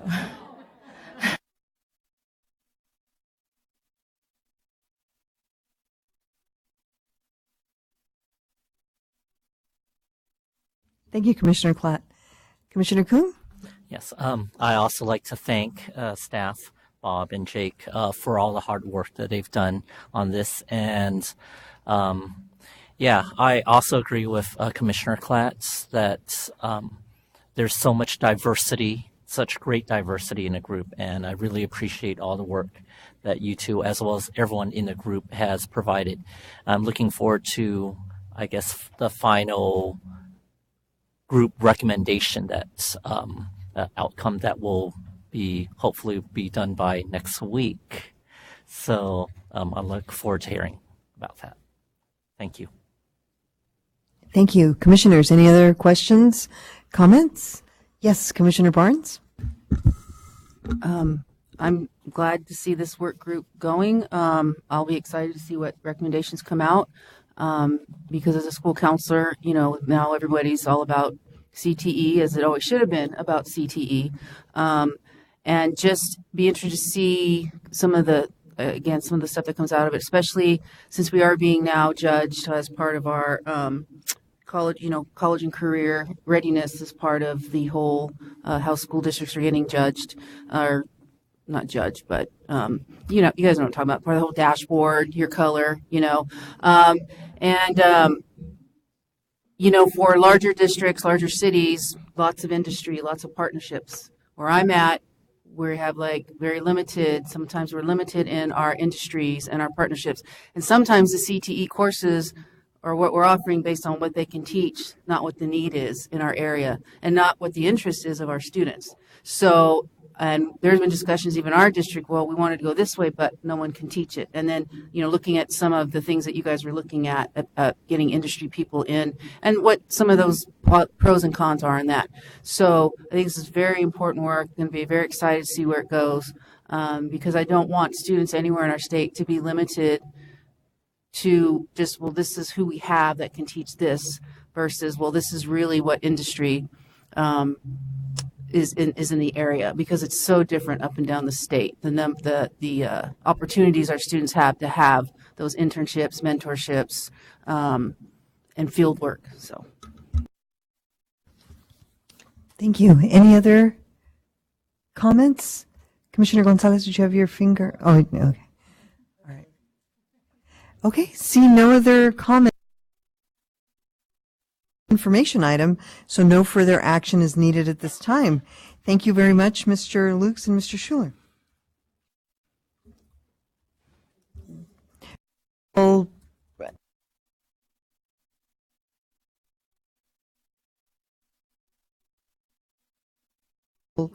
reconvene tomorrow morning, not after lunch.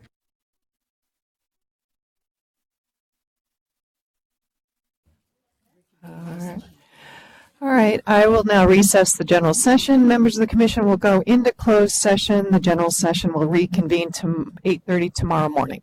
Thanks.